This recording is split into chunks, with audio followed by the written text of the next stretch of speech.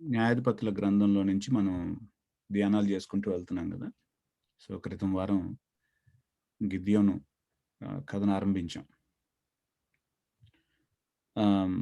గిద్యోను గురించి మనకి క్రితం వారం మనం స్టడీ చేసిన దాంట్లో మీకు ఏమేమి గుర్తున్నాయి? మనం ఏ అంశాలని మాట్లాడుకున్నాం క్రితం వారం? జ్ఞాపకం ఉందా? ఈదర్ చాట్లో కానీ లేకపోతే మిమ్మల్ని మీరు అన్మ్యూట్ చేసుకొని అయినా సరే ఒకసారి చెప్పండి.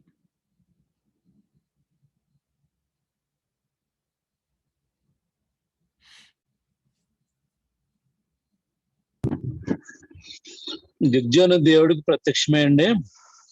మిద్యానుల చేతికి అప్పగిస్తాను, ఒక్క మనుష్యుడు అతను చేసిన వారిని అతను చేయొచ్చు అని చెప్పేసి గిద్యోనుతో చెప్పాడు.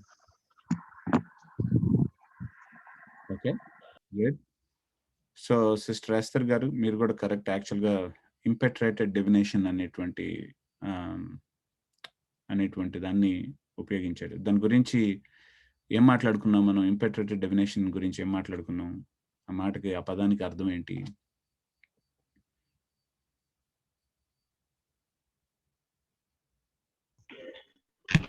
మిడియనైట్స్ ఫాలో అయినట్టు దేవుడిని ఒక సూచన అడుగుతారు చేయమని. దేవుడు ఎప్పుడైతే తన్ని వాడుకోవడానికి ఇష్టపడతాడో, నిజంగా నన్ను మీరు ఏర్పరచుకుంటే నాకు ఇది చేసి చూపించండి అన్నట్టు క్యాననైట్స్ ఎలా అయితే వాళ్ళ బాల్ కి గానీ వాళ్ళ ఐడల్స్ కి ఎలా అయితే అడుగుతారో ఆ సేమ్ ప్రాక్టీస్ ని ఇక్కడ గిడియోన్ కూడా ఫాలో అయినట్టు చూసాం. Very good, very good. So కనానీయులు అలా అడగాల్సినటువంటి కారణం ఏంటి అంటే, వాళ్ళ దేవుళ్ళు మాట్లాడరు కాబట్టి రకరకాలైనటువంటి సూచనలు అడగాల్సినటువంటి అవసరం ఉంటుంది. సో ఇక్కడ మరి మాట్లాడుతున్నాడు కదా గిద్యోనుతో, దేవుడు వచ్చి మాట్లాడుతున్నాడు కదా.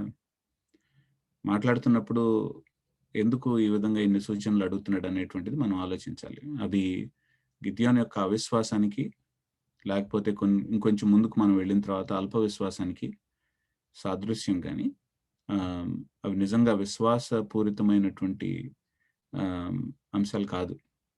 Okay, very good. ఇంకా ఏం జ్ఞాపకం ఉంది? సో చక్కగా చెప్తున్నారు.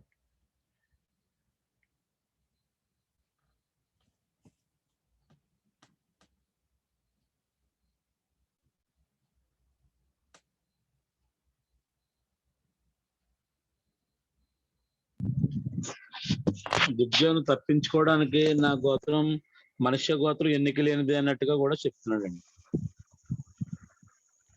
సో పేరుకిను ఆయన జీవించేటువంటి జీవన విధానానికి మధ్యలో చాలా వ్యత్యాసం ఉంది.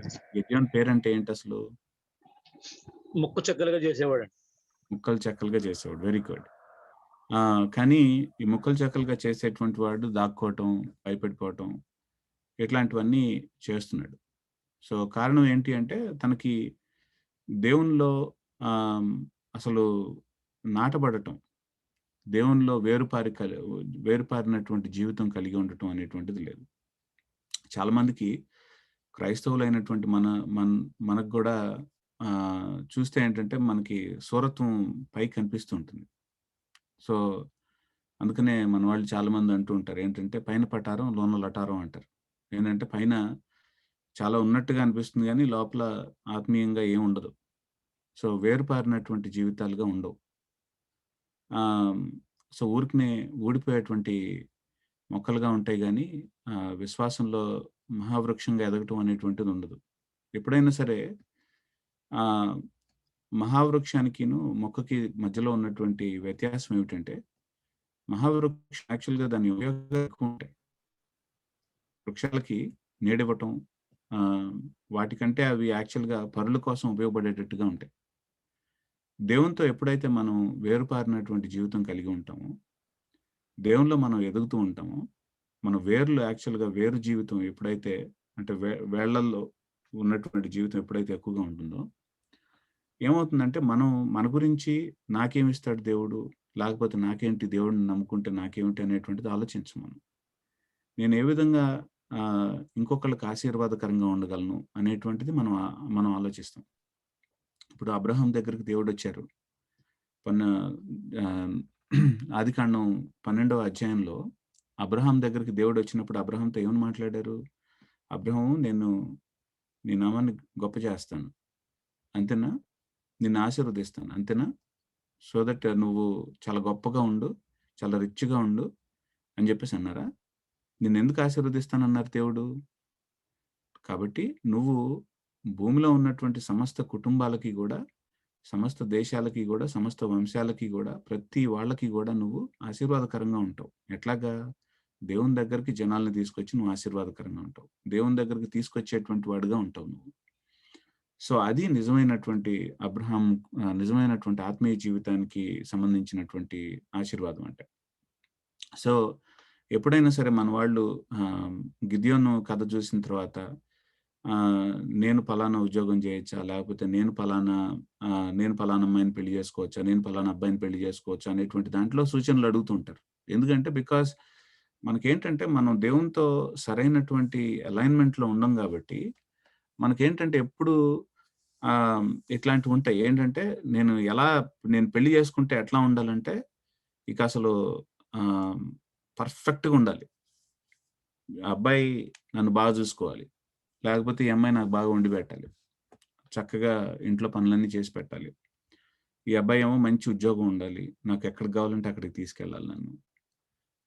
సో, లేకపోతే మన తల్లిదండ్రులు కూడా ఉపవాస ప్రార్థనలు చేస్తారు పిల్లల కోసం. ఉపవాస ప్రార్థనలు చేసేటప్పుడు ఇలాంటివే ఉంటాయి మొత్తం. అంతేగాని దేవా, నువ్వు అసలు ఎందుకు సృష్టించావు మమ్మల్ని?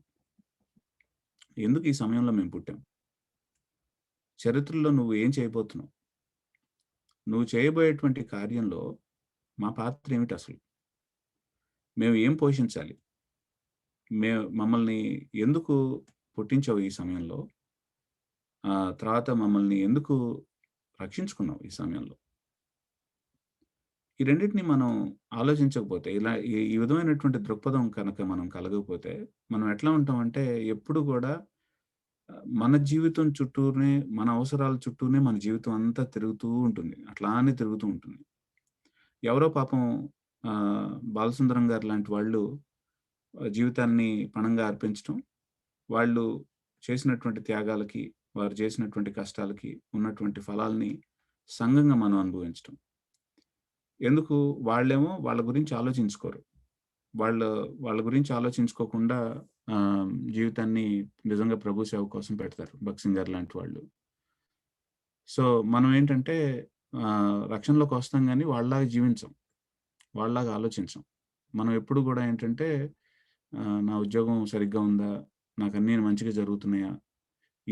ఇదే విధమైనటువంటి దృక్పథం ఉంటుంది. సో, గిదియోన్ లైఫ్‌లో గూడా మనం ఆ మిస్‌అలైన్‌మెంట్ చూస్తున్నాం. ఏమిటంటే తన చుట్టూ తిరుగుతున్నటువంటి జీవితం అనేటువంటిది మొట్టమొదటి నుంచే మొదలవుతుంది. అందుకనే ఏంటంటే భయం. సో, మనకెందుకొచ్చిందిలే, ఏదో మనకి మిద్యానీయులు కనపడకుండా ఎంతో కొంత నూర్చుకున్నాం. ఎంతో కొంత చేసుకొని రోజు కొంచెం ఒక ముద్ద తిందాం అనే దాంట్లో ఉన్నాడు. తర్వాత దేవుడు కనిపించిన తర్వాత, ఒక అద్భుతం జరిగిన తర్వాత చప్పట్లు కొట్టేసాడు. అబ్బా! ఎంత అద్భుతం జరిగిందని చెప్పేసి నీకు బలిపీఠం కట్టేస్తానన్నాడు. బలిపీఠం కట్టేసాడు. కానీ దేవుడికి తెలుసు. ఏంటంటే, ఒరేయ్, నువ్వు బలిపీఠం కడుతున్నావు ఇక్కడ. కానీ మిగిలినటువంటి వాళ్ళకి గూడా, నాకు గూడా ఒక బలిపీఠం కట్టావు నువ్వు. ముందు వాటిని పడగొట్టేసేయి. ఎందుకంటే నువ్వు ఇద్దరు యజమానులకి నువ్వు దాసుడిగా ఉండలేవు. సో, ఉంటే దేవుడు కాని దానికన్నా దాసుడిగా ఉండగలవు. లేకపోతే దేవుడు కన్నా దాసుడిగా ఉండగలవు గానీ, నువ్వు ఇద్దరికీ ఎట్లా ఉండగలవు అనేటువంటిది గిద్యోనుకి మైండ్‌లో అర్థం కావట్లేదు అది. ఇది యెహోవాకి వ్యతిరేకమైనటువంటిది. బయలుని ఆరాధించడం అనేటువంటిది సరైనటువంటిది కాదు. అంటే వెళ్ళి ఇప్పుడు నాకు యెహోవా ఆయన కనిపించాడు కాబట్టి, నేను ఆయనకి బలిపీఠం కడుతున్నాను అంటే మిగిలినటువంటి బలిపీఠాలు ఉండటానికి వీల్లేదు అనేటువంటిది ఆలోచించేది లేదు. కట్టేసాడు, అయిపోయింది. కానీ మళ్ళీ దేవుడు కల్పించుకొని చెప్పటం జరుగుతుంది. గిద్యోను, నిజమైనటువంటి ఆత్మీయ జీవితం ఏంటో తెలుసా? నువ్వు బలిపీఠం కట్టి నీ జీవితాన్ని సమర్పించుకున్నావు అనుకుంటున్నావు గానీ, మిగిలినటువంటి చాలా ప్రదేశాల్లో నువ్వు ఇంకా సమర్పించుకోనటువంటి ప్రదేశం ఉంది ఇంకా. కొంచెం ఆలోచించాలి నువ్వు. మిగిలినటువంటి బలిపీఠాలను నువ్వు పడగొట్టేసేయాలి. కానీ పడగొడతాను గానీ దేవా, రాత్రిపూట పడగొడతాను. అందరికి కనిపించేటట్టు పడగొట్టను. ఎందుకు? మళ్ళీ అంటే తన చుట్టూ తిరిగేటువంటి జీవితం అది. భయపడటం. మళ్ళీ వీళ్ళు ఏమనుకుంటారో, మళ్ళీ వాళ్ళేం చేస్తారో. సాక్షాత్తు దేవుడే కనిపించాడు అక్కడ. దేవుడే కనిపించి మాట్లాడి, దేవుడే బలిపీఠాన్ని ఎగరగొట్టేసేయమంటే, ఇక్కడ ఈయనేం ఆలోచిస్తున్నాడంటే వాళ్ళేం చేస్తారో, వీళ్ళేం చేస్తారో అంటున్నాడు గానీ, దేవుడి దగ్గరికెళ్ళి అడగట్లేదు. మరి ఏంటి ప్రభా నా పరిస్థితి ఏంటని అడగట్లేదు. లేకపోతే దేవా నువ్వు చెప్తున్నావు కాబట్టి, నువ్వు చెప్పింది సరైనటువంటిది కాబట్టి, ఒకవేళ నేను హింసను అనుభవించినా, సరైనటువంటి పని చేయటాని కోసం హింసను అనుభవించినా, అది సరైందే అనేది లేదు. లేకపోతే నువ్వు చెప్తున్నావు కాబట్టి, నువ్వు రక్షించటానికి సమర్థుడివే. ఎవరన్నారు ఆ మాట? దానియేలు, షద్రక్, మేషక్, అబేద్నెగోలను గనుక మనం చూస్తే, మనకు కనిపించేది ఏమిటంటే, మా దేవుడు ఎందుకురా మీరు ఆ ప్రతిమకి మీరు ఎందుకు సాగిల పడతలేదు అంటే, మేము పడం. దేవుడికి తప్పితే మేము ఇంకెవరికి పడం. ఒకవేళ మీరు మమ్మల్ని నాశనం చేస్తాం అనుకుంటున్నారా? సరే కాల్చేసేయండి మమ్మల్ని. తప్పేం లేదు. మమ్మల్ని కాల్చేసేయండి. ఎందుకంటే సరైనటువంటి పని చేయటాని కోసం కాల్చబడటానికైనా సిద్ధంగానే ఉన్నాం. కానీ గుర్తుంచుకోండి, మా దేవుడు మమ్మల్ని కాలనీయకుండా మమ్మల్ని రక్షించడానికి కూడా సమర్థుడే. ఒకవేళ మేము కాల్చబడితే సరైన దాని కోసం కాల్చబడుతున్నాం. సో, మాకేమి ఇబ్బంది లేదు. ఎందుకంటే మేము మా దేవుని చేతిలో ఉన్నాం. ఆ విధమైనటువంటి దృఢ నిశ్చయత అనేటువంటిది, ఆ దృఢ సంకల్పం అనేటువంటిది కూడా మనకి లోపించడం అనేటువంటిది జరుగుతుంది. గిద్యోనుని చూసి, అబ్బా! గిద్యోను ఇంత ఏదో అనుకున్నాం గానీ ఏమి లేదా అనుకుంటాం గానీ, నిజానికి చెప్పాలంటే గిద్యోను లాంటి జీవితాలు బైబిల్‌లో రాయబడటం అనేటువంటిది మన కోసమే. ఎందుకంటే మన జీవితానికి అద్దంలా కనిపిస్తుంది. గిద్యోన్ని ఎదురుగా పెట్టుకుంటే మనమే కనిపిస్తాం ఆయనలో. చాలా సార్లు మన జీవితాలే కనిపిస్తాయి ఆయనలో. సో, దేవుడు ముందుకు తీసుకెళ్లాలని పిలుపునివ్వటం. ఆ పిలుపుని మనం పట్టించుకోకుండా ఆగిపోవటం. మళ్ళా దేవుడు కల్పించుకొని ఆయన యొక్క వాత్సల్యతతో మళ్ళీ మన దగ్గరికి రావటం, జ్ఞాపకం చేయటం. కానీ మనం భయపడిపోవటం, దేవుడిని ఒప్పుకోలేకపోవటం అందరి ముందు. ఇట్లాంటివన్నీ మనకు కూడా వెళ్ళేటువంటివే. మనం కూడా ఈ సైకిల్ మనలో కూడా నడిచేటువంటిదే. కాబట్టి ఏంటంటే మనం కొంచెం గిద్యోను జీవితాన్ని మనం చూస్తున్నప్పుడు జాగ్రత్తగా దేవా ఏంటి నేను కూడా ఇట్లానే కనిపిస్తున్నానే, నన్ను మన్నించు ప్రభువా, నన్ను క్షమించు.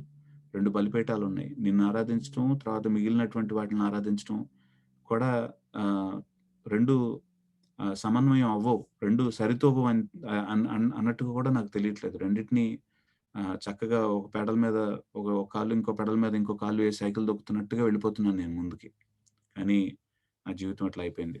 నన్ను క్షమించు ప్రభువా అనేటువంటి పశ్చాత్తాపంతో మనం దేవుని దగ్గరికి రావటానికి బద్ధులమైనాం. సరే, ఈరోజు గిద్యోనులో మిగిలినటువంటి అంశాలన్నిటిని మనం చూడటానికి ప్రయత్నిద్దాం. సరేనా? సరే, ఈ ప్రార్థన చేసుకొని మనం ముందుకు వెళ్దాం. కృపా సత్య సంపూర్ణుడైనటువంటి మా దేవ, గిద్యోను జీవితాన్ని చూస్తున్నప్పుడు నా జీవితం, మా జీవితాలు జ్ఞాపకం వస్తాయి మాకు. మమ్మల్ని మన్నించండి తండ్రి. నీ పిలుపును మర్చిపోయాము. నీ పిలుపు అంటే మా జీవితం చుట్టూ మేము ఉండటం, మా జీవితాలు గొప్పగా అవటం అనేదే అనుకుంటున్నాం. కానీ దేవా, మీరు సృష్టిస్తున్నటువంటి చరిత్రలో, మీరు నడిపిస్తున్నటువంటి చరిత్రలో మా పాత్ర ఏంటనేటువంటిది మేము అడగలేకపోతున్నాం. మీరు మా ద్వారా ఏం చేయాలనుకుంటున్నారనేది అడగట్లేదు, కానీ మీరు మాకేం చేస్తారు అనేటువంటిది మేము ఎప్పుడు అడుగుతున్నాం. అదే మా దృష్టి అంతా కూడా. ఎందుకంటే మా చుట్టూరానే మేము ఉన్నాం. అందుకనే మాకు ఏదైనా లభించకపోతే బాధపడిపోతున్నాం, నొచ్చుకుంటున్నాం. మీకోసం ఏదైనా పని చేయడానికి భయపడిపోతున్నాం. ఎందుకంటే మా జీవితం అంతా కూడా మా చుట్టూ నిలబడేటువంటి జీవితం. మమ్మల్ని మన్నించండి, సహాయం చేయండి. ఈరోజు పాఠం నేర్చుకోవటానికి మీరు మాకు కృప చూపించండి దేవా. మాకు సహాయం చేయండి. మీ వాక్యాన్ని నేర్చుకోవటానికి మమ్మల్ని బలపరచండి. మా మనస్సుల్ని విశాలపరచండి. మా హృదయాలను కూడా మెత్తనవుగా చేయండి. మీ వాక్యాన్ని అర్థం చేసుకోవటానికి, మీ వాక్యానికి స్పందించడానికి మీరు కృపనివ్వమని ప్రార్థిస్తున్నాం. మీరు మమ్మల్ని చేసుకుంటూ మహిమ పొందమని యేసుక్రీస్తు అతి పరిశుద్ధమైన నామంలో ప్రార్థించి వేడుకుంటున్నాం తండ్రి. ఆమేన్. సరే, ఇక 7వ అధ్యాయానికి వచ్చేసిద్దామా? ఇక్కడ కూడా నేనేం చేస్తానంటే చదువుతూ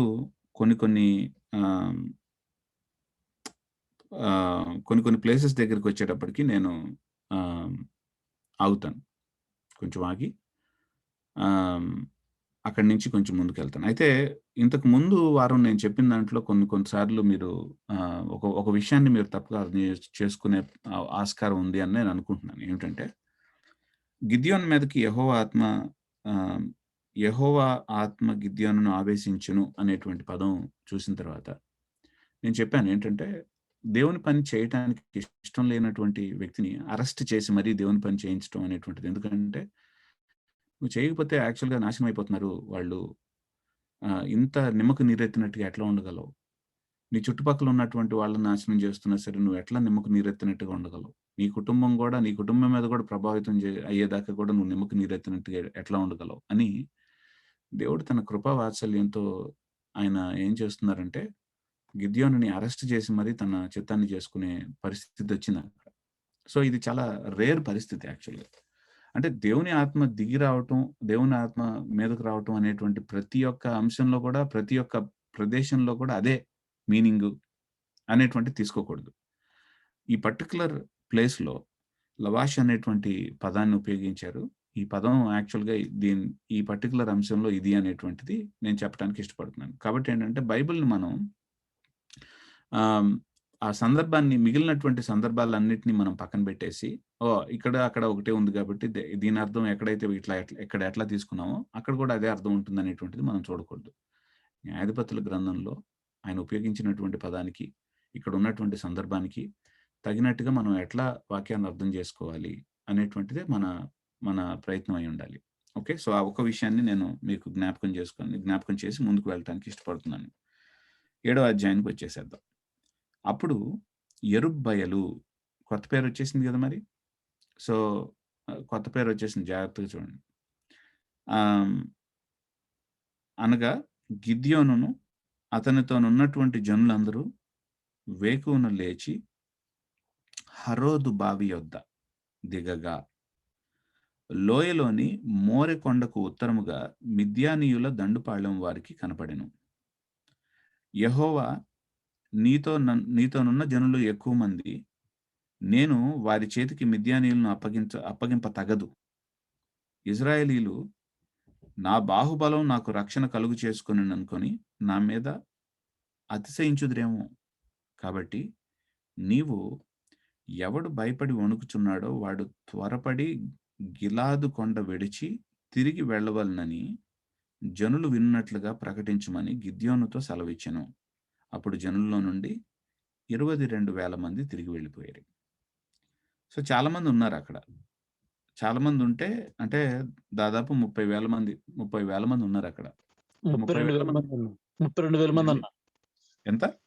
32,000 మంది అన్న. 32,000 మంది ఉన్నారు. ఓకే అన్న. సో, అందులో ఏమైందంటే సరే, సరైనటువంటి కౌంట్‌కి మనం వస్తాం త్వరలోనే. ప్రస్తుతానికి వినండి ఇది. వీళ్ళేమైందంటే ఒక 20,000 మంది భయపడిపోతున్నారు, వణికిపోతున్నారు. ఈ వణికే వాళ్ళందరినీ వెళ్ళిపోమని చెప్తున్నాడు దేవుడు. నిజానికి చెప్పాలంటే ఇంకొక వ్యక్తి కూడా భయపడుతున్నాడు అక్కడ. దేవుడు ఏం మాట్లాడుతున్నాడంటే, వణకాల్సినటువంటి అవసరం లేదు. గిద్యోనుకి కూడా ఇది ఒక పాఠం. గిద్యోనుకి కూడా మంచి పాఠం ఇది. దేవుడి కోసం నిలబడటం అనేటువంటిది భయపడాల్సినటువంటి అవసరం లేదు. ధైర్యంగా ఉండాల్సినటువంటి సమయం ఇది. నీ దగ్గర చాలా వేల మంది ఉన్నారు. వణికే వాళ్ళందరినీ వెళ్ళిపోమను. వణికే వాళ్ళతో నేను పని చేయను. సో, వెళ్ళిపోమని అని చెప్పేసి మాట్లాడుతున్నాడు. సరే, 20,000 మంది వెళ్ళిపోయారు. తిరిగి వెళ్ళిపోయారు. అంటే చూడండి, అంటే ఇక్కడ ఎట్లాగైనా సరే దేవుని పని నుంచి తప్పించుకుందాం అనేటువంటి ఉద్దేశంలోనే ఉన్నారు గానీ, అంటే వెళ్ళిపోవటమే గానీ ధైర్యం తెచ్చుకోవటం అనేటువంటిది కూడా లేదు ఇక్కడ. సరే, 4వ వచనంలో 10,000 మంది నిలిచి ఉండగా యెహోవా, ఈ జనులు ఇంకా ఎక్కువ మంది, నీళ్ల యొద్దకు వారిని దిగుజేయము, అక్కడ నీ కొరకు వారిని శోధించదును. అంటే నీ కోసం శోధించడం అంటే మళ్ళీ అక్కడే పొరపాటు పడిపోతుంది. ఇక్కడ ఎందుకు తెలుగులో అట్లా ట్రాన్స్లేట్ చేశారో తెలీదు కానీ మనకి. నేను అక్కడ నీకేం చేస్తానంటే, అక్కడ నీకు ఒక ఏర్పాటు చేస్తాను నేను. మరలా నువ్వు ఎట్లా జనాల్ని విభజించాలి అనేటువంటిది, ఎవరు నీతో పాటు యుద్ధానికి వెళ్తారు, ఎవరు నీతో పాటు యుద్ధానికి వెళ్ళరు అనేటువంటిది నీకు చెప్పడానికి అక్కడ నీకు సహాయం చేస్తానని అర్థం. ఇక్కడ శోధించడం అనేటువంటిది మరి పాత తెలుగులో ఆ మీనింగ్ ఉందేమో కానీ ఇక్కడ మనకు వచ్చేటప్పటికి అందుకనే దేవుడు ఎవరిని శోధించడు కదా అని చెప్పేసి మాట్లాడిన తర్వాత ఇక్కడికి వచ్చి మళ్ళీ శోధిస్తాడని చూసిన తర్వాత చూసారా బైబిల్లో కనిపిస్తుందని. సో ఇక్కడ కొంచెం మనం తర్జుమా లో ఉన్నటువంటి వాటిని కూడా ఆలోచించాలి కొంచెం, పొరపాట్లు కూడా. ఇతడు నీతో కూడా పోవాలనని నేను ఎవని గురించి చెప్తానో వాడు నీతో పోవాలి. ఇతడు నీతో పోకూడదని నేను ఎవరిని గురించి చెప్తానో వాడు పోకూడదని గిద్యోనుతో సెలవిచ్చిన. సో నేను చెప్తాను ఎవరు వెళ్తారు ఎవరు వెళ్ళరు అనేటువంటి విషయాన్ని నేను చెప్తాను. అతడు నీళ్ల యొద్దకు ఆ జనాన్ని తీసుకువెళ్ళినప్పుడు యెహోవా కుక్క గతుకున్నట్లుగా తన నాలుగుతో నీళ్లను గతికినటువంటి ప్రతి వానిని, త్రాగుటకు మోకాళ్ళుని కృంగిన ప్రతి వానిని వేరువేరుగా ఉంచుమని గిద్యోనుతో చెప్పాడు. సో ఇక్కడ నిజానికి చెప్పాలంటే చాలా మంది ఏం చేస్తారంటే ఇక్కడికి వచ్చిన తర్వాత ఇందులో ఏదో ఉంది అంటే మోకాళ్ళ మీద కూర్చొని తాగినటువంటి వాళ్ళకి, తర్వాత కుక్క గతికినటువంటి దానికి ఏదో ఒక అర్థం ఉంది, మీనింగ్ ఏదో ఉంది అని అనుకుంటారు. ఆ మీనింగ్ని వెతుక్కోవటానికి ప్రయత్నిస్తారు. కానీ నిజానికి చెప్పాలంటే ఏం మీనింగ్ లేదు. దేవుడు ఏం చెప్తున్నాడంటే ఇక్కడ దేవుని యొక్క సార్వభౌమాధికారాన్ని చూపిస్తున్నాడు. ఏంటంటే ఒక ర్యాండమ్ క్రైటీరియాని దేవుడు చూపిస్తున్నాడు. ఏంటంటే కంప్లీట్లీ గిద్యోన్ ఆలోచించినటువంటి ఒక క్రైటీరియాని గిద్యోన్ కూడా కొన్ని క్రైటీరియాస్ దేవుడికి పెడుతున్నాడు కదా. సో దేవుడు ఇక్కడ గిద్యోన్కి పాఠాన్ని నేర్పిస్తున్నాడు. ఏంటంటే గిద్యోను, నువ్వు గొర్రెబొచ్చును తీసుకొచ్చి అది పొద్దున ఇట్లా అయితే ఇట్లా అవుతుంది, అది పొద్దున ఇట్లా అవ్వకపోతే ఇట్లా అవుతుంది అని నువ్వు అనుకుంటున్నావు కదా, ఇట్లాంటి టెస్టులు పెడుతున్నావు కదా. సరే ఈసారి ఒక పని చేయి. విశ్వాస యాత్రలో దేవుడు ఏం చేస్తున్నాడంటే గిద్యోనికి ఒక పాఠం నేర్పిస్తున్నాడు. ఏంటంటే దేవుడి మాట మీద ఆధారపడటం అనేటువంటిది అది కంప్లీట్గా ర్యాండమ్ అయినప్పటికీ కూడా దేవుడు మాట మీద ఎట్లాగా దేవుడు విజయాన్ని ఇస్తాడు అనేటువంటి విషయాన్ని మీద ఆధారపడటానికి గిద్యోనికి దేవుడు సహాయం చేస్తున్నారు ఇక్కడ. కాబట్టి ఇందులో ఏదో గూఢార్థాలు తీయటానికి అంత అవసరం లేదంటున్నాను నేను. 6వ వచనం, చేతితో నోటికి అందించుకొని గతికినటువంటి వారి లెక్క 300 మంది. మిగిలిన జనులందరూ నీళ్లు త్రాగుటకు మోకాళ్ళలోని కృంగిరి. అప్పుడు యెహోవా గతికినటువంటి 300 మనుషుల ద్వారా మిమ్మల్ని నేను రక్షిస్తాను, మిద్యానీయులను నీ చేతికి అప్పగించేదను, జనులందరూ తమ తమ చోట్లకు వెళ్ళవచ్చునని గిద్యోనుతో సెలవిచ్చాను. ప్రజలు ఆహారమును బోరలను పట్టుకొనగా అతడు ప్రజలందరినీ తమ గుడారములకు వెళ్ళనంపెను గాని ఆ 300 మంది నిలుపుకొనెను. మిద్యానీయులు దండు లోయలో అతనికి దిగువగా నుండెను. సో నిజానికి చెప్పాలంటే ఇది ఒక అడ్వాంటేజ్ సిచ్యువేషన్. ఇది గిద్యోను పైన ఉన్నాడు, వాళ్ళు కింద ఉన్నారు. సో ఎప్పుడైనా సరే పైన ఉన్నటువంటి వాళ్ళకి యుద్ధం చేయడానికి అడ్వాంటేజ్. సో మరి గొప్ప విషయం జరిగింది. దేవుడు మాట్లాడుతున్నాడు గిద్యోనుతో. గిద్యోను సైలెంట్ గా ఉన్నా సరే దేవుడే కల్పించుకొని మాట్లాడటం, దేవుడే రక్షించడానికి పూనుకోవటం, ఇవన్నీ జరుగుతున్నాయి. మళ్ళీ చూడండి 9వ వచనం దగ్గరికి వచ్చేటప్పటికి ఇది మొత్తం కూడా మీరు జాగ్రత్తగా చూస్తే దేవుని యొక్క ఇనిషియేషన్, దేవుడు కల్పించుకోవటం, దేవుడే మొదలు పెట్టడం, ఒక కార్యాన్ని ఆరంభించడం అనేటువంటిది ఎంత చక్కగా కనిపిస్తుందో చూడండి. ఇప్పటిదాకా కనుక మనం జాగ్రత్తగా కనుక చూస్తూ వస్తే గిద్యోను కథలో గిద్యోన్ అనేటువంటి పేరుని మనం వినకముందే దేవుడు వచ్చి ఆ మస్తక వృక్షం కింద కూర్చోవటం, ఆ తర్వాత గిద్యోన్తో మాట్లాడటం, ఆ ఎపిసోడ్ అయిపోయిన తర్వాత గిద్యోను బలిపీఠం కట్టేసి వెళ్ళిపోతాడు. మళ్ళీ చేతులు దులిపేసుకొని వెళ్ళిపోయిన తర్వాత 25వ వచనంలో 6వ అధ్యాయంలో మళ్ళీ దేవుడు అక్కడే కల్పించుకొని ఆ రాత్రి అందే యెహోవా వచ్చి గిద్యోన్తో మాట్లాడటం, బలిపీఠాన్ని నువ్వు పడగొట్టేసే గిద్యోన్ అంటాం. సరే అదంతా అయిపోయిన తర్వాత మళ్ళీ 33వ వచనంలో మిద్యానీయుల్ని అమాలేకీయుల్ని దేవుడు తిరిగి తీసుకురావటం, అంటే గిద్యోనుకు దగ్గరగా ఉండేటట్టు తీసుకురావటం, వాళ్ళను కూడా దేవుడు పురిగొల్పటం, ఆ తర్వాత గిద్యోను మీదకి యాక్చువల్గా దేవుడు ఆవేశించమంటే అరెస్ట్ చేయటం. ఇదంతా ఎవరు చేస్తున్నారు? ఇదంతా ఎవరి ఇనిషియేషన్? ఇదంతా దేవుడి యొక్క ఇనిషియేషన్. ఇది అది చాలా ఇంపార్టెంట్ థింగ్ ఈ నేరేటివ్ లో. ఇప్పటిదాకా మనం చూసినప్పుడు దేవుడు చాలా యాక్టివ్ గా పనిచేయటం అనేటువంటిది చూస్తున్నాం. యెహోవా చాలా యాక్టివ్ గా పనిచేయటం అనేటువంటి విషయం మనం చూస్తున్నాం ఇక్కడ. సో ఇక్కడ కూడా ఈ ఎపిసోడ్‌లో కూడా గిద్యోన్‌తో పర్టిక్యులర్‌గా మాట్లాడటం. ఎంతమంది వెళ్ళాలి, ఎంతమంది వెళ్ళకుండా ఉండటం. అక్కడ మాట్లాడటం. అదయిపోయిన తర్వాత మళ్ళీ 9వ వచనంలో 7వ అధ్యాయం 9వ వచనంలో మళ్ళా ఆ రాత్రి యెహోవా గిద్యోన్‌తో మాట్లాడటం. సో గిద్యోన్‌తో మాట్లాడి ఏమంటున్నాడంటే, సమయం వచ్చేసింది. గిద్యోను నువ్వు లేచి ఆ దండు మీదకు వెళ్ళు. నీ చేతికి వాళ్ళని అప్పగిస్తాను. ఒకవేళ గనక నీకు పోవటానికి భయపడితే నువ్వు, ఒకవేళ నీకు పోవటానికి గనక భయపడితే నువ్వు, నీ పనివాడైనటువంటి పూరాతో కూడా దండుకు దిగిపో. మిద్యానీయుల మధ్యలోకి దిగిపో. వారు చెప్పుకొనుచున్న దాన్ని విన్న తర్వాత నీవు ఆ దండులోనికి దిగిపోవుటకు నీ చేతులు బలపరచబడునని చెప్పగా, అతని పనివాడైనటువంటి పూరాయను ఆ దండులోనున్నటువంటి సన్నద్ధుల యొద్దకు పోయాడు. అంటే ఏంటి అర్థం ఏంటి? ఈ మాటకి అర్థం ఏంటి అసలిక్కడ?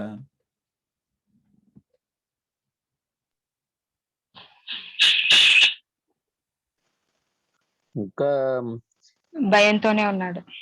ఇంకా యాహ్! నువ్వు భయపడితే వెళ్ళు అని చెప్పేసి మాట్లాడితే భయపడ్డాడు. భయపడి వెళ్ళాడు. కానీ విచిత్రం ఏంటంటే ఇక్కడే గిద్యోనులో 2 సైడ్స్ కనిపిస్తాయి మనకి. భయపడినటువంటి గిద్యోను ఒక ఎత్తయితే, మిద్యానీయుల దండులోకి వెళ్ళటం ఇంకొక ఎత్తు. అది ఈజీ పనేం కాదది. మిద్యానీయుల దండులోకి అంటే శత్రువులు వాళ్ళ మధ్యలోకి వెళ్ళటం అనేటువంటిది అంత ఈజీ పనేం కాదు. అంటే గిద్యోనులో మనకు కనిపించేటువంటి డబుల్ యాక్షన్ ఇదే ఇక్కడ. ఏంటంటే ఇక్కడి నుంచి కొంచెం డిఫరెంట్‌గా కనిపిస్తుంటాడు. అంటే గిద్యోను యొక్క షేడ్ కొంచెం మారుతుంటుంది ఇక్కడి నుంచి. సో, అంటే ఒక పక్కన దేవుడు మాట్లాడితే నమ్మలేకపోతున్నాడు. ఇంకో పక్కన వాళ్ళ దండులోకి వెళ్లి ఒకసారి విను, వాళ్ళు నువ్వేం వింటావో చూడు ఒకసారి అనంగానే అక్కడ వినగలుగుతున్నాడు దేవుడి మాటని. అంటే వాళ్ళ శత్రువుల మధ్యలోకి వెళ్ళటం అనేటువంటిది అంత ఈజీ కాదు. మీరు గనక మీలో ఎవరన్నా సరే ఒక మాటని మీరు ఆర్మీలో పనిచేస్తుంటే పాకిస్తాన్ ఆర్మీ దగ్గరికెళ్లి ఒకసారి ఎళ్ళండి అంటే ఎళ్తారా మీరేమన్నా? వెళ్లి వాళ్ళేం మాట్లాడుకుంటున్నారో ఒకసారి వాళ్ళ డేరాల దగ్గరికెళ్లి నించొని చూసిరా అంటే ఎళ్తారా? వాళ్ళు షూట్ చేసి పారేసారు. సో, దానికి కూడా దమ్ముండాలి. దానికి కూడా ఆహ్, దానికి కూడా ధైర్యం ఉండాలి. సో, గిద్యోన్‌లో ఆ డ్యుయాలిటీ మనకి చాలా విచిత్రం. సో, బలిపీఠాలు పడగొట్టేస్తాడు. కానీ రాత్రిపూట పడగొడతాడు. రాత్రిపూట యెహోవా కనిపించటం, రాత్రిపూట ఏదన్నా చేయగలడనుకుంటా. సో, మొత్తానికి వెళ్ళాడు. వెళ్ళిన తర్వాత ఆహ్, సో, ఏం జరుగుతుందిక్కడ? దండు దగ్గరికి వెళ్ళిన తర్వాత 12వ వచనంలో మిద్యానీయులు, అమాలేకీయులు తూర్పువారు లెక్కకు మిడతల వలె ఆ మైదానంలో పరుండుండిరి. చాలా మందున్నారక్కడ. వారి ఒంటెలు సముద్ర తీరమందున్నటువంటి ఇసుక రేణువుల వలె లెక్కలేనివై ఉన్నాయి. చాలా ఉన్నాయక్కడ. గిద్యోను వచ్చినప్పుడు ఇప్పుడు చాలా జాగ్రత్తగా చూడండి.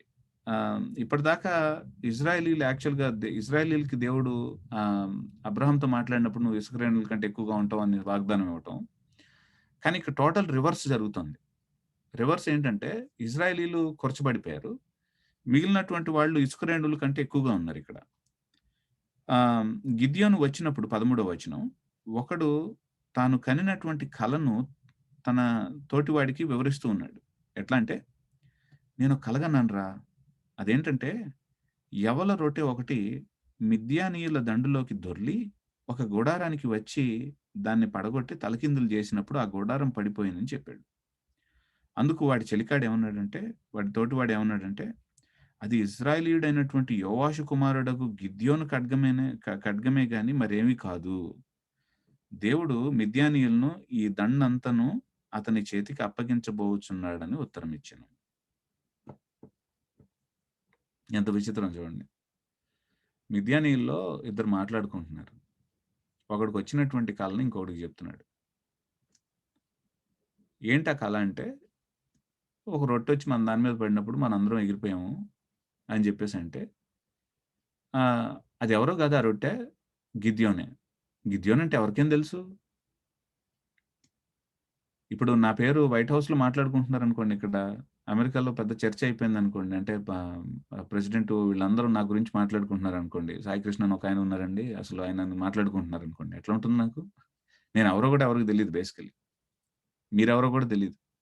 మీలో ఎవరన్నా సరే అనిల్ ఉన్నారా? అనిల్ అనే పేరున్నటువంటి వ్యక్తి ఉన్నారనుకోండి. మీ గురించి యాక్చువల్‌గా మొత్తం బయట దేశాలన్నీ అన్ని వాళ్ళు మాట్లాడుకుంటున్నారనుకోండి వాళ్ళ సీక్రెట్ సర్వీసెస్‌లో. మీరు ఎట్లా ఫీల్ అవుతారు? సో, ఇక్కడ చాలా దేవుడు చేస్తున్నటువంటి కార్యం ఏంటంటే, గిద్యోను నువ్వు గొర్రెబొచ్చుతో నువ్వు నా చిత్తాన్ని తెలుసుకోవాలనుకుంటున్నావు. నేను అంతకంటే నీకెక్కువ చూపిస్తున్నాను చూడు. నీకు భయపడిపోతున్నావు. నీ తోటి వాళ్ళు చాలా శ్రమలు పడిపోతున్నారు. ఇజ్రాయేలీలందరూ మీరు దారి తప్పిపోతున్నారు. ఒకసారి ఆలోచించు. నేనేం చేస్తున్నానో ఒకసారి చూడు. గిద్యోన్ని చేతులు బలపరచడం అక్కడ దేవుడు.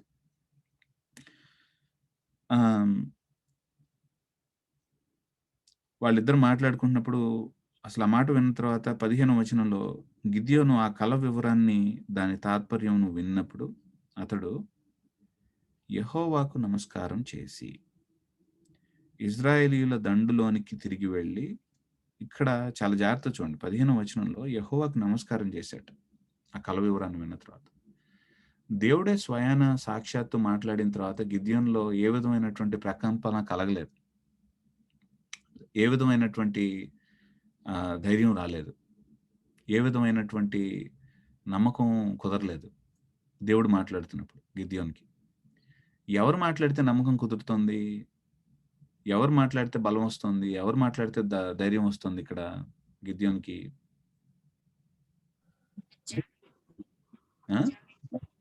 మిద్యానీయులు. మిద్యానీయులు మాట్లాడితే దేవుడి మాట వినలేకపోతున్నాడు గానీ, దేవుడి మాట నమ్మలేకపోతున్నాడు గానీ, మిద్యానీయులు మాట్లాడుతుంటే వినగలుగుతున్నాడు. అంటే ఇక ఇది లాస్ట్ ప్రయత్నం దేవుడిది. అంటే లాస్ట్ ప్రయత్నం అంటే కంప్లీట్‌గా లాస్ట్ అంటే చివరికి ఎట్లా అయినా సరే గిద్యోనుకి బలపడతాడేమో. గిద్యోనుకి విశ్వాసం వస్తుందో, ఎట్లా అయినా సరే విశ్వాసం వస్తుందేమో. సో, దేవుడు ఏం చేస్తున్నాడంటే, సరే నీకు అంటే కొన్ని కొన్ని సార్లు మన పరిస్థితి ఎట్లా ఉంటుందంటే వాక్యం వింటే మనకి వాక్యంలో పలానా దేవుడు ఆల్రెడీ కొన్ని సెట్ ఆఫ్ స్టాండర్డ్స్ ఇచ్చేసాడు. ఎవరిని పెళ్లి చేసుకోవాలి, ఎట్లాంటి వాళ్ళని పెళ్లి చేసుకోవాలి అనేటువంటి విషయాన్ని ఆ స్టాండర్డ్స్‌ని దేవుడు స్పష్టంగా ఇచ్చేసాడు. మనకి అది నమ్మటానికి ఇష్టం ఉండదు. ఒక విశ్వాసి పెళ్లి చేసుకోవాలని చెప్పేసి వాక్యంలో ఉంటుంది. మనం ఏంటంటే విశ్వాసి పెళ్లి చేసుకోవడం అనేటువంటిది దేవుడు చెప్పిన తర్వాత వినలేం మనం. అందుకని మనకేంటంటే రకరకాలైనటువంటి వాళ్ళు రకరకాలైనటువంటివి చెప్పాలి. బయటికెళ్ళి చూస్తాం. గూగుల్‌లో చూస్తాం. What happens if a believer marries an unbeliever. లేకపోతే తప్పుడు పనులు చేయాలి అంటే నేను పలానాది చూడొచ్చా, చూడకూడదా అనేటువంటిది ఉంటే మనకు చూడాలని ఉంటుంది. దేవుని వాక్యం చాలా స్పష్టంగా చెప్తుంది. స్త్రీని మోహచూపుతో చూసిన తర్వాత నువ్వు అది వ్యభిచారంతో సమానమైనటువంటి విషయం అనేటువంటి విషయం. కానీ మనం చూస్తాం. Can a Christian really watch these kind of things అని చెప్పేసి చూస్తాం. చూసిన తర్వాత మనకేంటంటే మనం చూసేదేంటంటే ఇంకెవరన్నా సరే చూడొచ్చు ఏం పర్లేదు అన్నట్టుగా ఏమన్నా మాట్లాడతారా? పలానా విషయం చేయొచ్చా? నువ్వు సీక్రెట్‌గా నువ్వు చేసేది నువ్వు పలానా విషయం చేయొచ్చా? అనేటువంటిది ఎవరన్నా చేయొచ్చు అని మాట్లాడతారా? So, this is what we see. ఎందుకంటే వి ఆర్ వెరీ దేవుని యొక్క మాటని వినటానికి మనకి ఆ కమిట్మెంట్ ఉండదు కాబట్టి we really like to listen from other sources. So, కట్నం తీసుకోవచ్చా? దేవుని వాక్యం స్పష్టంగా చెప్తుంది. ఏంటంటే ఇట్లాంటివి నువ్వు డబ్బులు ఇంకా మాట్లాడితే నిజం చెప్పాలంటే వాక్యం ప్రకారం ఓల్డ్ టెస్ట్‌మెంట్‌లో అక్కడ ఉన్నటువంటి ట్రెడిషన్స్ ప్రకారం గనుక మనం వెళ్తే మనం ఎదురుగా డబ్బులిచ్చి మగవాళ్ళు ఎదురుగా డబ్బులిచ్చి పెళ్లి చేసుకోవాలి. సో, మనం చూస్తాం. ఏంటంటే కట్నం తీసుకోవచ్చా? ఒకే కులంలో పెళ్లి చేసుకోవచ్చా? ఎందుకంటే మనకి బైబిల్‌లో ఇచ్చినటువంటి క్రైటీరియా సరిపోదు. విశ్వాసి పెళ్లి చేసుకోవాలి. ఆ తర్వాత పెళ్ళికి ఇంకొకటేంటంటే సో, పెళ్లి చేసుకున్నటువంటి వాళ్ళు నీ భర్త కోసం చూస్తున్నప్పుడు ఆడపిల్లలైతే భర్త కోసం చూస్తున్నప్పుడు దేవునికి ప్రధానమైనటువంటి స్థానం ఇచ్చేటువంటి వాళ్ళుగా ఉన్నారా? దేవుని యొక్క పనికి ప్రధానమైనటువంటి స్థానం ఇచ్చేటువంటి వాళ్ళుగా ఉన్నారా? దేవుని యొక్క ప్రణాళికకి ప్రప్రదమైనటువంటి స్థానం ఇచ్చేటువంటి వాళ్ళుగా ఉన్నారా? ఇవన్నీ మనకు అక్కర్లేదు. సో, మనకు కావాల్సింది ఏమిటంటే సో, మనం ఆ క్రైటీరియా అంతా పక్కన పెట్టేస్తాం. అవన్నీ మాట్లాడుతున్నప్పుడు మనకు నచ్చదు. అంటే దేవుడు మాట్లాడుతున్నప్పుడు విశ్వాసం కలగదు మనకి. ఓకే. ఈ చక్కగా దైవికమైనటువంటి క్రైటీరియా అంతా ఈ బాబు చక్కగా నీట్‌గా ఉన్నాడు. ఐ థింక్ నేను ఇతనితో గనక పెళ్లి చేసుకుంటే ప్రభువులో చక్కగా నడుస్తాను. ఈ అమ్మాయిని గనక నేను పెళ్లి చేసుకుంటే చక్కగా ప్రభువులో నడుస్తాను. ఏముండవు. అట్లాంటివేం ఉండవు. ఆహ్, సో, ఇమ్మీడియేట్‌గా అంటే చూపులు కలిసిన శుభవేళ టైప్‌లో మనకి అయిపోతుంది మొత్తం గూడా. లాస్ట్‌కి ఏంటంటే this is what we do. ఎందుకంటే ఇప్పుడు ఆహ్, డబ్బులు బాగా ఉన్నాయి. డబ్బుల కోసం అమ్మాయి దగ్గర మంచి సౌండ్ పార్టీ అని జెప్పేసి చూసుకుంటారు. అంటే లోపల ఉన్నటువంటి కోరిక అదే ఉంటుంది. కానీ పైకి మాత్రం యాక్చువల్‌గా చాలా విశ్వాసి. పొద్దున్నే ప్రార్థన చేస్తుందసలు. చాలా చక్కగా ప్రార్థన చేస్తుంది. అట్లా ఏంటంటే గుడ్డిగా ఎన్ని కనిపించినా సరే వదలరు. We go to completely different డైరెక్షన్‌కెళ్ళిపోతారు చాలామంది. వెళ్ళిపోయిన తర్వాత లాస్ట్‌కి ఏమవుతుందంటే పెళ్ళైన తర్వాత ఇతను తల్లిదండ్రులకి పాపం వాళ్ళకి డబ్బులు పంపించాలి కొంత. చదివిచ్చారు గదా! చదివిచ్చిన తర్వాత పాపం వాళ్ళు ముసలివాళ్ళయిపోయారు. వాళ్ళు పోషించుకోలేరు. తల్లిదండ్రులకు కొంచెం డబ్బులు ఎందుకు పంపిస్తున్నావు నువ్వు? పంపించడానికి వీల్లేదు. హ్మ్.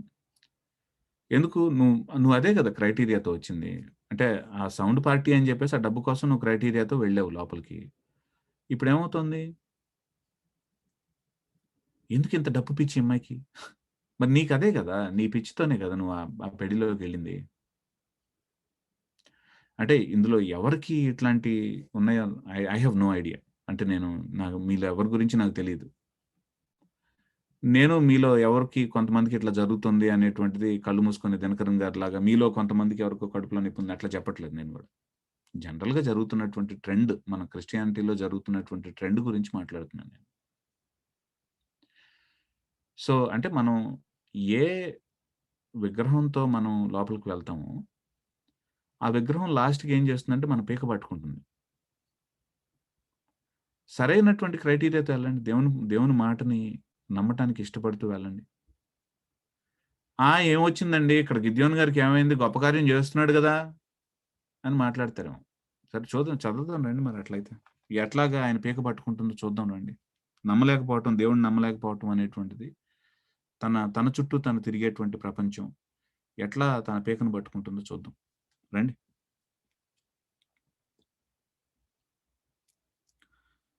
గిద్యోను జీవితంలో 15వ వచనమే చిట్ట చివరి నమస్కారం. యెహోవాకు నమస్కారం చేయటం అనేటువంటిది చిట్ట చివరి నమస్కారం. ఈ తర్వాత ఎక్కడ కనిపించదు మనకి. సరే ముందుకెళ్దాం చూడండి. 16వ వచనం. ఆ 300 మందిని 3 గుంపులుగా చేసి బోరను వట్టి కుండను ఆ కుండలో ఉన్నటువంటి దివిటీలను ప్రతివాని చేతికిచ్చి వారితో ఇట్లా అన్నాడు. నన్ను చూచి నేను చేయనట్లు చేయండి. ఇదిగో నేను వారి దండు కొట్టుకొనకపోవచున్నాను. నేను నేను చేయనట్లు మీరు చేయవలెను. నేనును నాతోనున్నటువంటి వారందరూ గూడా బూరలు ఊదినప్పుడు మీరందరూ దండపాలెం అంతటి చుట్టూ బూరలను ఊదుచు యెహోవాకు గిద్యోనుకు విజయము అని కేకలు వేయవలెను. ఏమనాలట?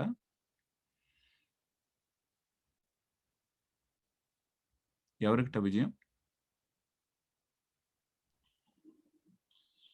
For God and for Gideon. అంటే ఏంటి అర్థం ఇక్కడ? ఈక్వలైజింగ్ హిమ్సెల్ఫ్ విత్ గిద్యోనుతో గాడ్. సమానంగా కూడా గిద్యోను చేసుకున్నాడు. ఎగ్జాక్ట్‌లీ. చూస్తున్నారా? ఎందుకు ఆ వచనం నేను 7వ అధ్యాయంలో మొదటలో ఒక వచనం చదివాను గుర్తుందా? రెండో వచనం చదవండి ఒకసారి. నీతోనున్న జనులు ఎక్కువ మంది.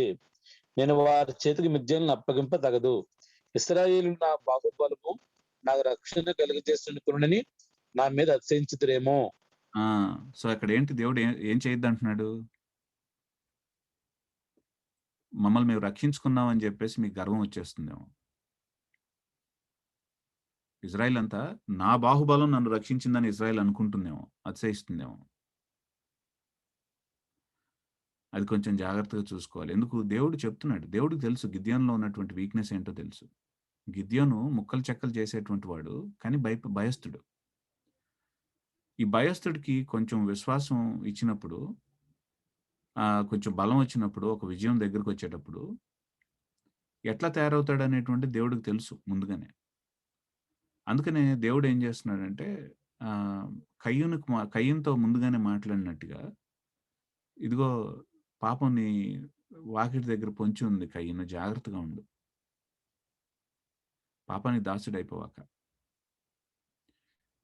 అలా చెప్పినట్టుగా గిద్యోన్కి ముందుగానే దేవుడు చెప్తున్నాడు ఏంటంటే, జయం వచ్చిన తర్వాత కుక్కతో ఒక వంకర టైప్లో అయిపోతాం, జాగ్రత్తగా ఉండు, అతిశయించద్దు. ఇజ్రాయెల్కి అదే ప్రాబ్లం, నీకు అదే ప్రాబ్లం. కాబట్టి ఏంటంటే కొంచెం జాగ్రత్తగా ఉండాలి అన్న తర్వాత ఇక్కడ గిద్యోను మారిపోయింది. అసలు నిజానికి చెప్పాలంటే గిద్యోన్కి ఏమన్నా ఉందా ఇక్కడ విజయం? 300 మందితో గిద్యోను జయించడం అనేటువంటిది ఏమైనా ఉందా ఇక్కడ అసలు? అసలు ఏమైనా ఛాన్స్ ఉందా? మిడతల దండు ఎక్కడ? మిడతల దండు కంటే ఎక్కువగా ఉండేటువంటి వాళ్ళు ఎక్కడ? ఇసుకరేణుల కంటే ఎక్కువగా, అంటే బోల్డంత మంది ఉన్నారు అని అర్థం. వాళ్ళెక్కడ? 300 మంది ఎక్కువ ఎక్కడ? ఏమైనా ఛాన్స్ ఉందా అసలు? ఇంపాసిబుల్ అండి. ఇంపాసిబుల్. మరెందుకు యెహోవాకు గిద్యోనుకు విజయం అని కేకలెందుకు? ఎందుకలా? 19వ వచనం. అట్లు నడిజాము మొదట కావలివారు ఉంచబడగానే గిద్యోను అతనితోనున్నటువంటి 100 మందియు దండుపాలెం కొట్టుకొనకపోయి బోరలను ఊది తమ చేతుల్లో ఉన్నటువంటి కుండలను పగలగొట్టారు. అట్లా ఆ 3 గుంపుల వారు బోరలు ఊదుచు ఆ కుండలను పగలగొట్టి ఎడమ చేతిలో ఉన్నటువంటి దివిటీలను కుడి చేతుల్లో ఊదుటకు బోరలను పట్టుకొని యెహోవా ఖడ్గము, గిద్యోను ఖడ్గము అని కేకలు వేస్తున్నారు. ఇప్పుడు ఇజ్రాయేలీలు కూడా మొదలుపెట్టారు అదే పాట. వారిలో ప్రతివాడు తన చోటకు దండు చుట్టూ నిలిచి ఉండగా ఆ దండు వారందరూ పరిగెత్తుకుని కేకలు వేసి పారిపోయారు. ఆ 300 మంది బోరలను ఊదినప్పుడు యెహోవా దండంతట్లో ఉన్నటువంటి ప్రతి వాని ఖడ్గము వాని పొరుగు వానికి మీద తిప్పాను. దండు పెరేరాతు వైపుననున్నటువంటి బేత్షెత్పా వరకు తబ్బాతు నొద్దనున్నటువంటి అబెల్ మెహోలా తీరము వరకు పారిపోగా నఫ్తాలి గోత్రం నుండి, ఆషేర్ గోత్రం నుండి, మనషే గోత్రం నుండి పిలిపింపబడినటువంటి ఇజ్రాయేలీలు కూడుకొని మిద్యానీయులను తరిమారు. గిద్యోను ఎఫ్రాయిమీయుల మన్య దేశం అంతటిని దూతలను పంపి మిద్యానీయులను ఎదుర్కొన్నట్టుకు వచ్చి బేత్పారా వరకు వాగులను, యోర్దాన్ను వారికంటే ముందుగా పట్టుకోండని చెప్పి ఉండెను. కనుక ఎఫ్రాయిమీయులందరూ కూడా కూడుకొని బేత్పారా వరకు వాగులను, యోర్దాన్ను పట్టుకొని, మరియు వారు మిద్యాను అధిపతులైనటువంటి ఓరేబు, జయేబు అని ఇద్దరిని పట్టుకొని ఓరేబు బండ మీద ఓరేబును చంపిరి. జయేబు మిద్యానీయులను తరుముకొని పోయిరి. ఓరేబు, జయేబుల తలను యోర్దాను అవతలకి గిద్యోను వద్దకు తెచ్చిరి. సో ఇక్కడ జరుగుతున్నటువంటి విషయం కూడా ఏంటంటే, ఈ ద్రాక్ష బండ, ద్రాక్ష, ఈ 2 మాటలు కూడా గిద్యోను స్టోరీ మొదట్లో కనిపిస్తాయి మనకి. విజయం వచ్చేసింది, వాళ్ళందరూ పారిపోయారు, అయిపోయింది. ఈ గిద్యోను స్టోరీ చివరిలో కూడా ద్రాక్ష తర్వాత బండ 2 కనిపిస్తున్నాయి. వాళ్ళ రాజులను పట్టుకున్నారు. ఇక్కడితో అయిపోయింది అనుకుంటాం మనం, కానీ అవ్వలేదు. ఇక్కడితో మ్యాటర్ అయిపోయింది అనుకుంటాం కానీ అవ్వలేదు. ఇంకొంచెం ముందుకు వెళ్తే ఇప్పుడు ప్రాబ్లం ఏంటంటే, ఎఫ్రాయిమీయులకు చెప్పాడు కదా, ఇప్పుడు ఎఫ్రాయిమీయులకు కోపం వచ్చేసింది. గిద్యోనుతో 8వ అధ్యాయంలో ఏమంటున్నారంటే, నువ్వు మా ఎడల చూపినటువంటి మర్యాద ఏంటి? ఇదా నువ్వు మాకు ఇచ్చేటువంటి మర్యాద? మిద్యానీయులతో యుద్ధం చేసేటప్పుడు నీవు పోయినప్పుడు మమ్మల్ని ఎలా పిలవపోయావు అని కఠినంగా కలహించారు. ఇప్పటిదాకా ఏం చేస్తున్నారు వాళ్ళు? ఎవరికి వాళ్ళు చుప్చాపుగా ఇంట్లో కూర్చొని మిద్యానీయులకి దడుచుకొని కూర్చున్నారు. ఇప్పుడు ఏం చేస్తున్నారంటే, విజయం వచ్చిందని తెలిసిన తర్వాత ఏంటంటే, మమ్మల్ని ఎందుకు పిలవలేదు? ఎవడెళ్ళమన్నాడు మిమ్మల్ని? నువ్వు మాకు ఇచ్చేటువంటి మర్యాద ఇది అని చెప్పేసి కఠినంగా కలహించడం అంటే ఆల్మోస్ట్ మీదకు రావటం అనమాట అది. అందుకు అతడు ఏమన్నాడంటే, మీరు చేసింది ఎక్కడ, నేను చేసింది ఎక్కడ? మీరు చేసింది ఎక్కడ, నేను చేసింది ఎక్కడ? అబియెజరు ద్రాక్ష పండ్ల కోత కంటే ఎఫ్రాయిమీయుల పరిగే మంచిది కదా. అంటే మీరు కోసుకునేది ఎక్కడ, నేను కోసుకునేది అడుగు బడుగు ఎక్కడో అది ఇది కోసుకుంటాను నేను. పండదో కొంత. కానీ మీరు చేసేది ఎంత? మీరు పెద్దోళ్ళు అని కొంచెం డిప్లొమాటిక్‌గా మాట్లాడటం మొదలుపెట్టాడు ఇక్కడ. మంచిది. యాక్చువల్‌గా ఈ గిద్యోన్‌లో ఉన్నటువంటి గుడ్ సైడ్ ఇది. ఏంటంటే, ఆ కలహించేటువంటి వాళ్ళ దగ్గరికెళ్ళినప్పుడు, నువ్వెంతరా అంటే, నువ్వెంత అని చెప్పేసి పట్టుకుంటే ఇంకా ఎక్కువవుతుంది కాబట్టి, ఇక్కడ ఏం చేస్తున్నాడంటే, డిప్లొమాటిక్‌గా మాట్లాడుతున్నాడు. దేవుడు మిద్యానీయులటు అధిపతులైనటువంటి ఓరేబును, జెయబును మీ చేతికి అప్పగించెను. ఇక్కడ చూడండి, యెహోవా అనేటువంటి పదం ఉపయోగించట్లేదు చూసారా?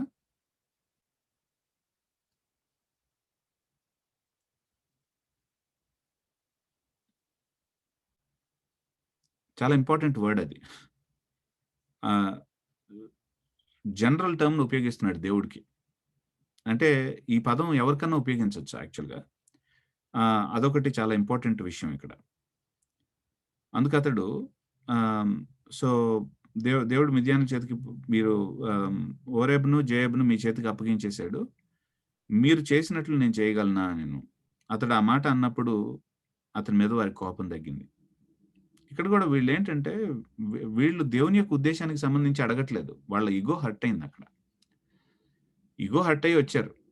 దేవుడు ఏం చేయాలనుకుంటున్నాడు? గిద్యోను లాస్ట్‌కి ఎట్టకేలకు మనకి విమోచన ఇచ్చాడు దేవుడు అనేటువంటి విషయం కాదిక్కడ. ఇక్కడేంటంటే మా ఇగో హర్ట్ అయింది. మాకు మర్యాద ఇవ్వలేదు నువ్వు.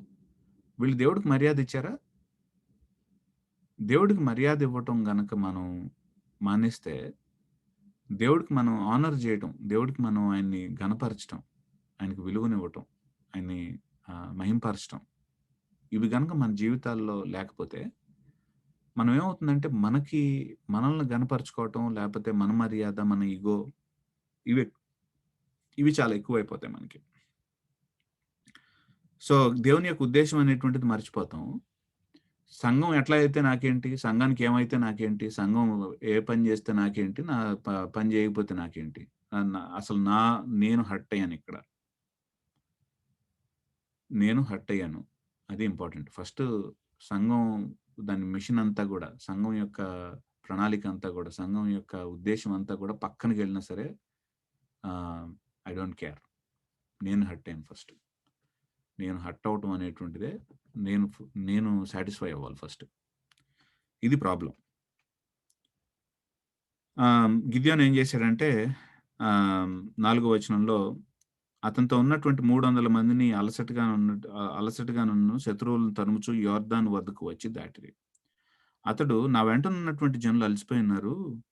కొంచెం ఆహారానికి రొట్టెలు వారికి దయచేయండి అని మేము మిద్యాన్ రాజు అయినటువంటి జబహు సల్మున్నాను ఇంకా తరుముతూ ఉన్నామని సుక్కోతు వారి దగ్గరికి వచ్చి చెప్పాడు. సుక్కోతులో ఎవరున్నారు? సుక్కోతులో ఇజ్రాయేలీలే ఉన్నారు. అప్పుడు సుక్కోతు అధిపతులు ఏమన్నారంటే, ఏంటి జబహు సల్మున్నా అనేటువంటి వారి చేతులు ఇప్పుడు నీ చేతికి చిక్కినవు గనుక నువ్వు వాళ్ళని తరుముతున్నావా? నీకేదో పెద్ద విజయం వచ్చిందని చెప్పేసి మేము మీకు ఆహారం ఇవ్వాలా?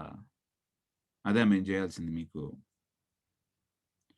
అని చెప్పి అన్నారు. అంటే వీళ్ళకి కూడా ఏంటంటే, అంటే దేవుని ప్రణాళిక లేదు ఇక్కడ కూడా. దెర్ ఇస్ నో దేవుడు ఏం చేయబోతున్నాడు అనేటువంటి విషయం లేదు. సో అప్పుడు గిద్యోను ఏమన్నాడంటే 7వ వచనంలో, ఈ హేతువు చేత జబహు సల్మున్నా యెహోవా నా చేతికి అప్పగించిన తర్వాత, ఏ కాంటెక్స్ట్లో ఉపయోగిస్తున్నాడు చూడండి ఇక్కడ మళ్ళీ యెహోవా అనేటువంటి మాటని. యెహోవా నా చేతికి అప్పగించినటువంటి తర్వాత నూర్చు కొయ్యలతో కంపలతో మీ దేహాలని మార్చివేయుదునని చెప్పాడు. ఏం చేస్తాట?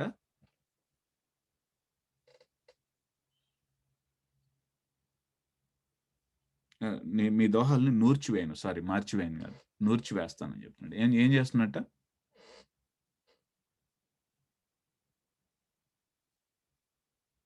వాళ్ళు చెప్పిన మాటకి కోపం ప్రతీకారం తీర్చుకున్నట్టుగా ఉందండి. అంతే కదా? అవును. ప్రతీకారం తీర్చుకోవడం కూడా ఎట్లా తీర్చుకుంటాట? ఇప్పుడు అంటే మనకి తెలుస్తుందో తెలీదో కానీ ముళ్ళు ఉన్నటువంటి కొయ్యలు ఉంటాయి కదా, వీళ్ళు ఏం చేస్తారంటే బాగా మండేటువంటి ప్రదేశంలో ఎడారి లాంటి ప్రదేశంలో పడుకోబెట్టి ఇట్లా తలకిందులుగా అంటే వెలిగెత్తులో పడుకోబెట్టి ఏం చేస్తారంటే వీపుని ముళ్ళతో గీకుతారు, ఇట్లాగా చర్మాన్ని మొత్తం గీకేస్తారు. ఎప్పటిదాకా అంటే వాడు చచ్చిపోయేదాకా చేస్తూ ఉంటారు అట్లాగా. గిద్యోన్ ఏమంటున్నాడు ఇక్కడ, దాన్ని నూర్చడం అంటే, నూర్పు కొయ్యలతో నూర్చడం అంటే ఏం చేస్తాడట అది గిద్యోన్ వాళ్ళని?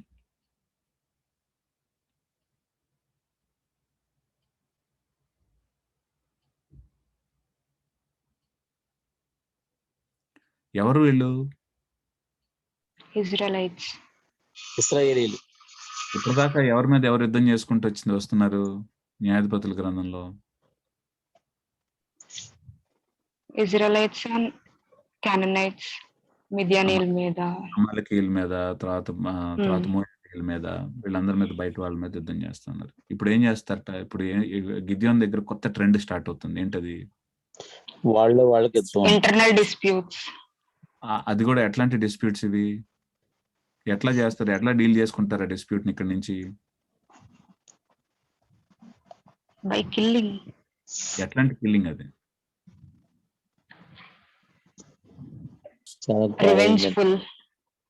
రివెంజ్ఫుల్. ఎలాంటి రివెంజ్? క్రూరంగా. ఆ క్రూరత్వం అనేటువంటి పదం కోసం వెతుకుతున్నాను నేను. క్రూరత్వం. there is no mercy. There's no mercy at all. ఇంకొంచెం ముందుకు వెళ్దాం. వీళ్ళు ఒక్కళ్ళనే కాదు,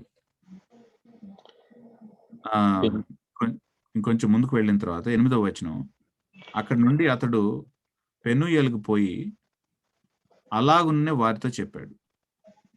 సుక్కోతు వారు ఉత్తరం ఇచ్చినట్టే పెనూయేలు వారు కూడా అతనికి ఉత్తరం ఇచ్చి ఇట్లా అన్నారు, నేను క్షేమంగా తిరిగి వచ్చినప్పుడు వాళ్ళు కూడా అన్నారు, నువ్వేదో పెద్ద ఘనకార్యం చేసావని నీకు ఇస్తామయ్యా ఫుడ్ అని చెప్పేసి అన్నారు. అనగానే 9వ వచనంలో, నేను క్షేమంగా తిరిగి వచ్చినప్పుడు ఈ గోపురాన్ని పడగొట్టేదనని పెనూయేలు వారితో చెప్పాడు. సేమ్ వాళ్ళతో కూడా. అప్పుడు జబహు సల్మున్నయు వారితో కూడా వారి సేనలను, అనగా తూర్పు జనుల సేనలన్నిటిలో మిగిలిన ఇంచుమించు 15,000 మంది మనుషులందరూ కార్కోరులోనున్నారు. కత్తి నాకు క్షమించండి, యాక్చువల్గా తెలుగు చదవటం ఈరోజు చాలా విచిత్రంగా ఉంది ఎందుకో. సరే, లెట్ మీ రీడ్ స్టిల్. కత్తి దూయ 120,000 మంది మనుషులు పడిపోయారు, అంటే చాలా మందిని చంపారు. అప్పుడు గిద్యోను నోబాహుకును యొగెబాహుకును తూర్పునున్నటువంటి గోడారంలో నివసించిన వారి మార్గమునకు పోయి సేన నిర్భయంగా ఉన్నందున ఆ సేనను హతం చేశాడు.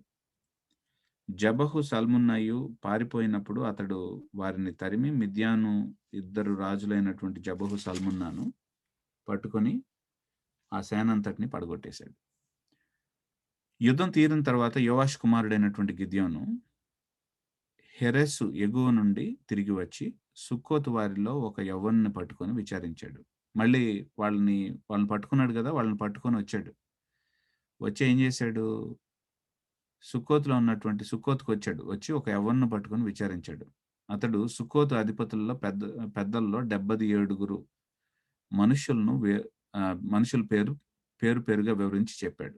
చెప్పిన తర్వాత అప్పుడు అతడు సుక్కోతు వారి వద్దకు వచ్చి, జబహు సల్మున్నా అను వారి చేతులు నీ చేతికి చిక్కినవి గనుక నా అలసి ఉన్నటువంటి నీ సేనకు మేము ఆహారం ఇయ్యవలను అని మీరు ఎవరి విషయం నన్ను దూషించితిరో ఆ జబహు సల్మున్నాను చూడండి అని చెప్పాడు. ఆ ఊరి పెద్దలను పట్టుకొని నూర్చు కొయ్యలతో బొమ్మ జముడును తీసుకొని వాటి వలన సుక్కోతు వారికి బుద్ధి చెప్పాను. సో చాలా క్రూరంగా వాళ్ళని డీల్ చేసుకుంటూ వచ్చాడు. మరియు అతడు పెనూయేలు గోపురమును పడగొట్టి ఆ ఊరి వారిని చంపాడు. ఇక్కడ ఏం జరుగుతుంది? గిద్యోను దేవుని యొక్క ప్రణాళికకి దేవుడి దగ్గరకు రాగానే, అబ్బా దేవుడా నువ్వు నాతో మాట్లాడేసావా అని సబ్మిట్ చేసేసుకున్నాడా? విశ్వాసం చూపించేసాడా ఇమీడియట్ గా? దేవుడు గిద్యోనుతో ఎలా డీల్ చేశారు ఇప్పటిదాకా? ఆ? చాలా ఓపికతో దేవుడు గిద్యోనుతో ఉన్నాడండి. చాలా ఓపికతో గిద్యోనుతో చాలా గ్రేషియస్ కృపాసహితంగా దేవుడు గిద్యోనుతో డీల్ చేశాడు. కానీ గిద్యోన్ తన తోటి వాళ్ళతో ఎట్లా డీల్ చేస్తున్నాడు? ఎఫ్రాయిమీయుల దగ్గరేమో డిప్లొమాటిక్ గా ఉన్నాడు, బానే ఉన్నాడు. కానీ సుక్కోతు వాళ్ళ దగ్గరికి, పెనుయేలు వాళ్ళ దగ్గరికి వచ్చిన తర్వాత ఏం చేస్తున్నాడు? సీరియస్ గా ఉన్నాడండి. సీరియస్ క్రూరంగా డీల్ చేస్తున్నాడు. ఎక్కడో అవును. అంటే నేను క్షమించబడాలి, నేను మాత్రం ఎవరిని క్షమించను. నాతో దేవుడు అందరూ చాలా చక్కగా డీల్ చేయాలి, నేను మాత్రం ఎవరితో కూడా గ్రేషియస్ గా డీల్ చేయను, అంటే కృపాసహితంగా నేను డీల్ చేయను.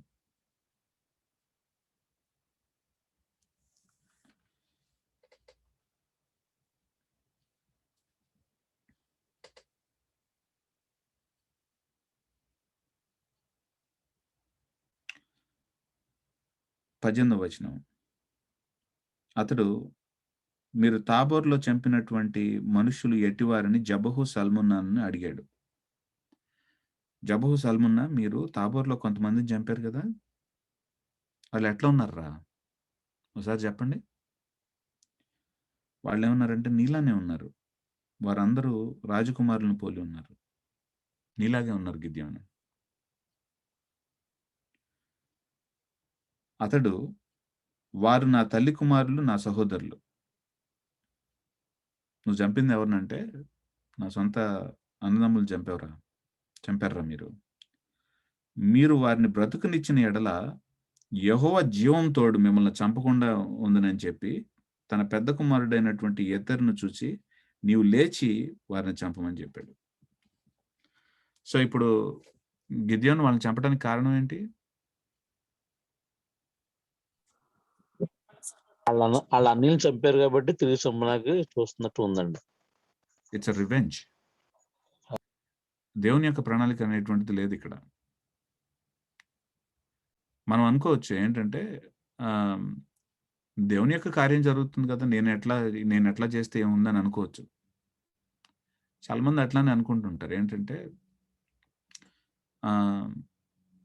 ఆ ప్రీచర్ కొంచెం తప్పుడు వాడైనప్పటికీ కూడా, వ్యభిచారం చేసిన పట్టుబడినప్పటికీ కూడా ఏమనుకుంటారంటే, కానీ దేవుని వాక్యం చాలా చక్కగా చెప్తున్నాడు కదండి,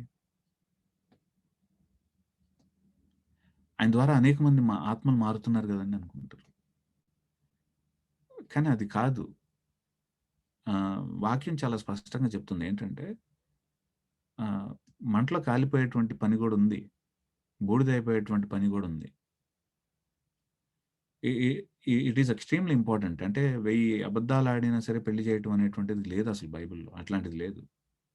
God really looks at your intentions. పగ, ప్రతీకారం దీంతో కాదు చేయాల్సినటువంటిది, ప్రతీకారంతో కాదు.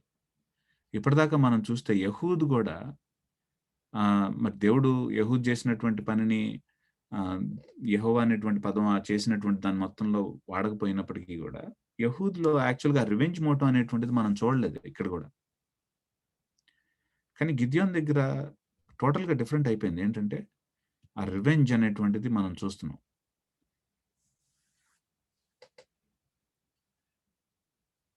దేవుడు అందుకని అంటాడు ఏంటంటే, వెంజన్స్ ఇస్ మైన్. న్యాయం తీర్చడం అనేటువంటిది అది నేను చేసేటువంటి పని, ప్రతీకారం తీర్చుకోవటం అనేటువంటిది నా పని. అది ఎందుకు? ఆయన ఎవరికైనా, ఆయన న్యాయవంతుడు కాబట్టి, నీతివంతుడు కాబట్టి, కృపాసహితమైనటువంటి వాడు కాబట్టి, ఆయన ఎవరికైనా తీర్పు తీర్చాడు అంటే వాళ్ళకి ప్రాపర్ ఛాన్స్ ఇచ్చుంటాడు. ఆయన ఎవరికైనా తీర్పు తీర్చాడు, భయంకరమైనటువంటి తీర్పు వాళ్ళ మీదకి వచ్చింది అంటే ఆయన వాళ్ళ పట్ల లాంగ్ సఫరింగ్ని, పేషెన్స్ని ఎగ్జిక్యూట్ చేసిన తర్వాతే దేవుడు ఆ పనికి తీసుకొస్తాడు. కానీ మనం అట్లాంటి వాళ్ళం కాదు. మనకి నచ్చంది చేశారంటే నూర్చేడు కొయ్యలతో మనం వాళ్ళని నూర్చటం అనేటువంటిదే. 21వ వచనంలో అప్పుడు జబహు సల్మున్నాలు అదే ఏం చేశాడంటే, వాళ్ళ కొడుకు ఎతర్ని తీసుకొచ్చి ఏమంటున్నాడంటే, రే చంపరా, వీళ్ళని వేసేయి అన్నాడు. కానీ వాడు ఎంత చిన్నపిల్లాడు. అంటే ఎంత క్రూరమైనటువంటి పనో చూడండి. ఒక చిన్న పిల్లోడిని తీసుకొచ్చి కత్తి తీసుకొని తలకాయలు నరికేయమని చెప్పడం అనేటువంటిది ఎంత అమానుషమైనటువంటి పనో ఆలోచించండి ఒకసారి.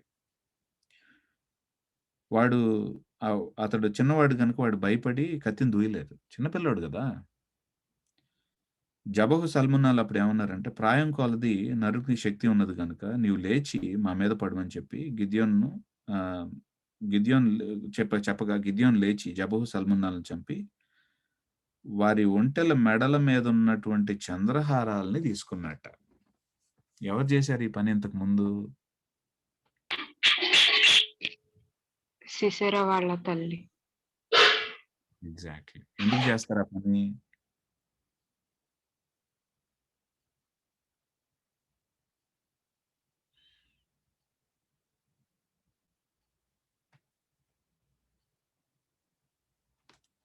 ఎందుకు చేస్తారు ఆ పని? మీకు నేను I want to show you something if I can. ఒక్క నిమిషం నాతో ఓపికతో ఉండండి. నేను ఎట్లా ఉంటాయో అలాంటివి చూపిద్దామని అనుకుంటున్నాను. ఐ థింక్ ఎక్కడో పిక్చర్ నేను పెట్టినట్టు గుర్తు నాకు. Hazael booty inscriptions. Okay. Let's see. I think it is it. This is it. దీని మీద బొమ్మ ఉందా లేదు చూస్తున్నాను. ఒక్క నిమిషం ఉండండి.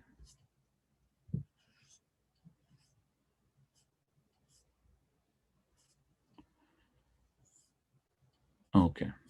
సో అంటే ఎలాంటివి గిద్యోను తీసుకున్నాడు అనేటువంటిది చెప్పడానికి మీకు ఒక ఇదిగా చూపిస్తున్నాను నేను. ఇది మనకు పురావస్తు పరిశోధనలో దొరికినటువంటివి అన్నమాట. ఇందులో కనుక మనం చూస్తే ఇవి యుద్ధానికి తీసుకెళ్లేటువంటి ఇవి హార్స్, ఇవి మనకి గుర్రం ముఖం మీద పెట్టేటువంటి ఇవన్నమాట. వీటిని ఫోర్ హెడ్ ఆర్నమెంట్స్ అంటాం. బూటీ ఇన్స్క్రిప్షన్స్ అంటాం. అంటే ఏంటంటే ఇట్లాంటివి యాక్చువల్గా గిద్యోన్ తీసుకుంది. మీకు ఇక్కడ ఏం కనిపిస్తున్నాయంటే, ఇక్కడ వీళ్ళు దేవతలు లాంటి వాళ్ళు. వీళ్ళు వాళ్ళకున్నటువంటి చెస్ట్ని పట్టుకొని ఉన్నారు, వాళ్ళ బ్రెస్ట్ని పట్టుకొని ఉన్నారు. అంటే ఏంటంటే వీళ్ళు ఫెర్టిలిటీ గాడ్స్ అనమాట, గాడెసెస్ వీళ్ళు. అంటే ఏంటంటే ఫర్టిలిటీ అంటే ఏంటంటే ఫర్టిలిటీ అని ఏమంటాం తెలుగులో?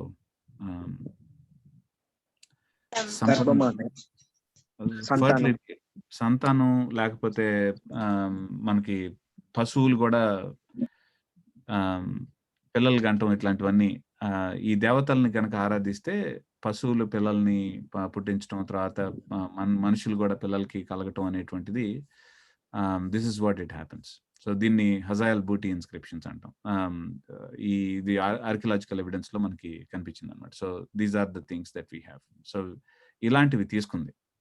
సో నేను అంటే మనకి కొన్నిసార్లు వెన్ వి రీడ్ ఇట్, అంటే ఇట్లాంటివి మనం చూడటానికి కూడా కొంచెం అసహ్యంగా ఉంటాయి. కానీ మనం when we read it we don't know, like Gideon చేసినటువంటి పని ఏంటంటే మనం ఆ సెన్స్ మనకు అర్థం కాదు. ఓ చంద్రహారాలను తీసుకున్నాడా, ఓకే అని చెప్పేసి అనుకుంటాం. కానీ ఎందుకు తీసుకుని ఉంటాడు ఇవన్నీ? నేను ఇప్పుడు మీరు బొమ్మ చూశారు, చూసిన తర్వాత ఎందుకు తీసుకుని ఉంటాడు వాటిని?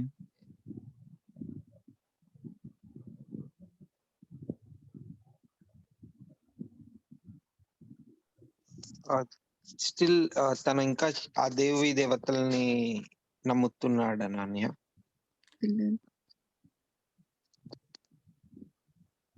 Yeah. He still believed that they can cause fertility.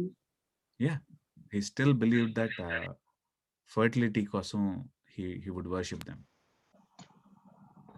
ఎట్లా తెలుసు నీకు అంటారు. కొంచెం ముందుకు రండి, అప్పుడు మనకు అర్థమవుతుంది. 22వ వచనం. అప్పుడు ఇశ్రాయేలీయులు గిద్యోనుతో, నువ్వు మిద్యానీయుల చేతిలో నుండి మమ్మల్ని రక్షించావు కదా. చూస్తున్నారా ఎవరు రక్షించారట? ఇశ్రాయేలీయులు ఏమంటున్నారు గిద్యోన్ని? మిద్యానీయుల దగ్గర నుంచి మమ్మల్ని రక్షించావు. ఎవరు రక్షించావు అంటున్నారు గిడియోన్ని. గిద్యోన్తో నువ్వు రక్షించావు కదా, నీవును నీ కుమారుడును నీ కుమారుని కుమారుడును మమ్మల్ని ఏలాలని చెప్పారు. ఏం నడుస్తుంది ఇక్కడ? డైనాసిటీ. డైనస్టీ నడుస్తుంది ఇక్కడ. నీవు, నీ కుమారుడు కుమారుడు ఏలాలి. ఇక్కడ దాకా జడ్జెస్ని ఎవరు లేపుకున్నారు? ఇప్పటిదాకా యెహోవా న్యాయాధిపతులు ఎవరు లేపుకున్నారు? యెహోవా దేవుడు లేపుకున్నాడు. లేపు. కానీ ఇక్కడ ఇజ్రాయేలీలకి కొత్త సజెషన్ వచ్చింది. ఏంటిట? నువ్వు మిద్యానీయులను మామూలుగా జయించావు గనుక నీవు నీ కుమారుడు మమ్మల్ని ఏలాలని చెప్పేసి ప్రజలే ఎన్నుకున్నట్టుగా ఉన్నాను. ఆ, ఇశ్రాయేలు ఎన్నుకున్నారు. ఏంటంటే డైనాసిటీని స్టార్ట్ చేస్తున్నారు ఇక్కడ. 23వ వచనంలో గిద్యోను ఏమంటున్నాడంటే, నేను మిమ్మల్ని ఏలను, నా కుమారుడును మిమ్మల్ని ఏలరాదు, యెహోవా మిమ్మల్ని ఏలుతాడు. ఇందులో ప్రాబ్లం ఏం కనిపిస్తుంది ఈ స్టేట్మెంట్లో మీకు చెప్పండి? ఏమైనా ప్రాబ్లం ఉందా అసలు గిద్యోన్ స్టేట్మెంట్? ఏం ఏం కనిపిస్తుంది ప్రాబ్లం? దేవుడు డెలివర్ చేశారు అని చెప్పట్లేదు. Yeah, exactly. నువ్వు మమ్మల్ని రక్షించావుగా అంటే, నేను కాదురా మిమ్మల్ని రక్షించిందని మాట లేదు అక్కడ. నేను ఏలను, నా కుమారుడు ఏలడు, యెహోవా మిమ్మల్ని ఏలుతాడు. కానీ యెహోవా మిమ్మల్ని ఏలుతాడు అనేటువంటి పదం ఇంకా పాజిటివ్ గానే వినిపిస్తుంది. కానీ అప్పుడే తొందరపడిపోవద్దు గిద్యోన్ క్యారెక్టర్ని అసెస్ చేయడానికి. ఇంకొంచెం ముందుకెళ్ళి చదవాలి మనం, అప్పుడు మనకు అర్థమవుతుంది. మరియు గిద్యోను, మీలో ఉన్నటువంటి ప్రతి వాడు తన దోపుడు సొమ్ములో ఉన్నటువంటి పోగులను నాకు ఇవ్వాలి అని మనవి చేశాడు. వారు ఇష్మాయేలీలు గనక వారికి పోగులుండెను. అందుకు వారు సంతోషంగా మేము వాటిని ఇచ్చేదమని చెప్పి ఒక బట్టను పరిచి ప్రతి వాడును తన దోపుడు సొమ్ములో ఉన్నటువంటి పోగులను దాని మీద వేశాను. మిద్యాను రాజుల ఒంటి మీద ఉన్నటువంటి చంద్రహారాలు, కర్ణభూషాలు, ధూమ్రవర్ణపు బట్టలు గాకను, ఒంటెల మెడలనున్నటువంటి గొలుసులు గాక, అతడు అడిగినటువంటి బంగారు పోగుల ఎత్తు 1700 తులముల బంగారం. గిద్యోను దానితో ఒక ఏఫోదును ఏం చేశాడు? ఏఫోదును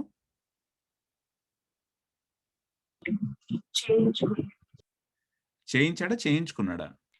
చేయించుకున్నాడు. ఏంటి ఏఫోద్ అంటే? హై ప్రీస్ట్ వేసుకునే వేసుకునేటువంటి బట్టలు అవి. ఎందుకు ఏఫోద్ని వేసుకుంటారు హై ప్రీస్టులు అంటే, దేవుని యొక్క ఎప్పుడైనా సరే దేవుని యొక్క చిత్తాన్ని తెలుసుకోవాలంటే ఏం చేయాలంటే, వాళ్ళు ఏఫోద్ని వేసుకొని దేవుని దగ్గరికి వెళ్ళి ఆరా తీయటం అనేటువంటిది జరుగుతుంది. అయితే గిద్యోన్ ఏం చేస్తున్నాడంటే ఏఫోద్ని తయారు చేసుకున్నట్ట. ఎందుకు చేయించుకున్నాడంటే అర్థం ఏంటి? ఇప్పుడు ఎవరు హై ప్రీస్ట్ ఇక్కడ?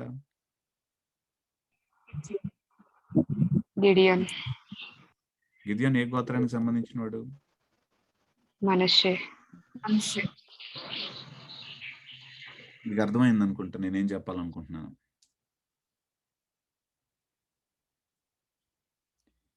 గిద్యోను దాంతో ఒక ఏఫోదును చేయించుకొని తన పట్టణమైనటువంటి ఓఫ్రాలో దాన్ని ఉంచాడు. కావున ఇజ్రాయేలీలందరూ అక్కడికి పోయి దాన్ని అనుసరించి వ్యభిచారులేరు. అది గిద్యోనుకు అతని ఇంటి వారికి ఉరిగా మారెను.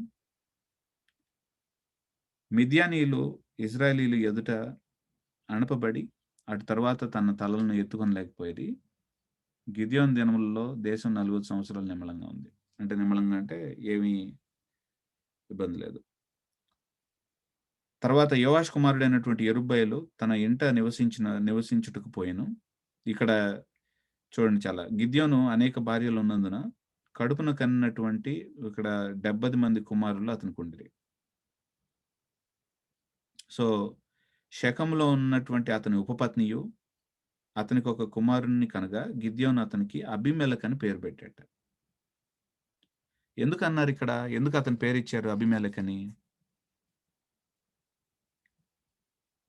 నెక్స్ట్ రోజు అతనే కాబట్టి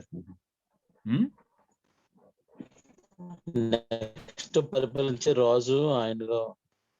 అయితే గిద్యోను పరిపాలించిన అన్నాడు కదా, అబీమెలెకు అనేటువంటి పేరుకి అర్థం ఏంటి? My father is king. మీరు విన్నారా నేను గిద్యోన్ మీద టీచ్ చేసింది? Maybe you know already. So my father is king. ఏమన్నాడు అక్కడ? ఏలాలి అంటే ఏమన్నాడు అక్కడ? నువ్వు మమ్మల్ని యెహోవా ఏలినట్టు ఏమన్నాడు? నేను ఏలనన్నాడు. నా కుమారుడు యెహోవా వెళ్తాడని చెప్పేసి అన్నాడండి. దేవుడు యెహోవా ఏల్తాడని చెప్పాడు. కానీ ఇక్కడేమో కొడుక్కి ఏం పేరు పెట్టాడు? అబీమెలెకు అని పేరు పెట్టాడు. అంటే మై ఫాదర్ ఈస్ కింగ్ అని పెట్టాడు పేరు. This is the double side of Gideon. 2 sides of Gideon ఇది. సో గిడియోను స్టోరీ మొదట్లో ఇజ్రాయేలీలు ఎక్కడ ఆరాధిస్తున్నారు అంటే గిద్యోను స్టోరీ మొదట్లో గిద్యోన్ ఇంట్లో బయలుకు ఒక బలిపీఠం ఉంది. గిద్యోన్ స్టోరీ ఎండింగ్లోకి వచ్చేటప్పటికి ఇజ్రాయేలీలు అందరూ కూడా ఒక నేషనల్ కల్ట్ అయిపోయిందిట. గిద్యోను చేసినటువంటి ఏఫోదు నేషనల్ కల్ట్ అయింది. అంటే ఇజ్రాయేలీలు అందరూ వెళ్ళటం మొదలు పెట్టారట అక్కడికి. అంటే ఏమైంది? ఒక లోకల్ కల్ట్, ఒక లోకల్గా జనాలు దరిద్రపు విధానాన్ని అనుసరించేటువంటి వాళ్ళు ఈ దరిద్రం ఇప్పుడు ఎంతవరకు వ్యాపించింది? ఇజ్రాయెల్ మొత్తానికి వ్యాపించింది. ఎవరి వల్ల?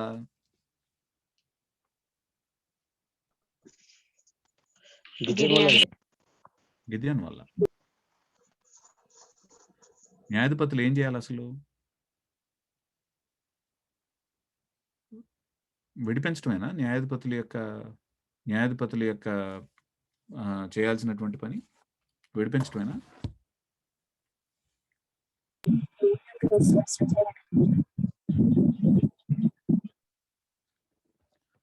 న్యాయాధిపతుల పని విడిపించడమేనా?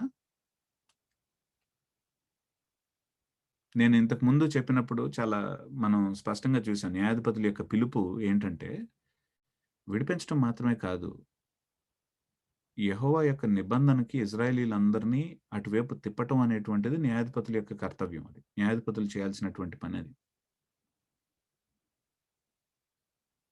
ఎప్పుడైతే విడిపించటం మీద మనసు పడుతుందో, దేవునికి మనం ఎట్లా ఉన్నా సరిపోతుంది. మనం ఎలా మాట్లాడినా పర్లేదు, మనం బూతులు తిట్టినా పర్లేదు, మనం ఎదురు వాళ్ళని యాక్చువల్గా హిందువుల్ని కించపరిచినా మనం పర్లేదు, కానీ మనం క్రైస్తవ్యాన్ని విమర్శించేటువంటి వారిని ఊరుకునేది లేదు. యేసుక్రీస్తు యొక్క గొప్పతనాన్ని చెప్పాలి. వాళ్ళని బూతులు తిట్టన్నా సరే గొప్పతనం చెప్పాలి. విడిపించడం మీద మనకు మనసు పెడితే అదే అవుతుంది. సంఘంలో, అమెరికాలో, తర్వాత భారతదేశంలో కూడా ఇది వ్యాపించడం అనేటువంటి జరుగుతుంది. ఇప్పుడు ఏంటంటే ఒక పక్కన నిన్న రైట్ థియాలజీ ఫోరం షోలో కూడా నేను మాట్లాడి చెప్పాను ఈ విషయాన్ని. ఒక పక్కన ఏమవుతుందంటే సువార్త అని సాంఘికంగా జరిగేటువంటి దురాచారాలన్నిటికీ వ్యతిరేకంగా మాట్లాడటం అనేటువంటిది లేదు. ఎందుకు? వీళ్ళు ఏంటంటే యేసు ప్రభు మమ్మల్ని రక్షించాడు, రక్షించిన తర్వాత ప్రార్థనలకు వెళ్తాం, బైబిల్ చదువుకుంటాం, ఎత్తబడతాం. ఈ భూమికి అలాంటి క్రైస్తవుల వల్ల అసలు ఏ ఉపయోగం లేదు. ఎత్తబడే గుంపులో ఉంటానికి ప్రయత్నిస్తారు అంతే. ఇక్కడ వీళ్ళు చేసేటువంటిది ఏమి ఉండదు. ఇంకా ఇక్కడ ఈ లోకంలో చేసేది ఏమి? చదువు ద్వారా ఉద్ధరించడం, ఇక్కడ జీవనశైలిని మెరుగుపరచడం, దేవుని యొక్క స్టివర్డ్స్గా, అంటే ఆయన మనకి ఇచ్చినటువంటి సృష్టిని చాలా జాగ్రత్తగా మనం చూస్తూ ఎన్వైరన్మెంటల్ ఇంజనీర్స్గా ఉంటాం, సివిల్ ఇంజనీర్స్గా ఉండటం, లేకపోతే దాన్ని ఏమంటాం మనం, డాక్టర్స్గా, మెడికల్ డాక్టర్స్గా సేవ చేయటం, ఇట్లాంటివి, తర్వాత మ్యాథమెటిషియన్స్గా ఉండటం, ఇవన్నీ లేవు. ఇవన్నీ ఏముండవు. ఏంటంటే ఎత్తబడే గుంపులో ఉంటామా లేదా, ఇదే ఆలోచిస్తాం.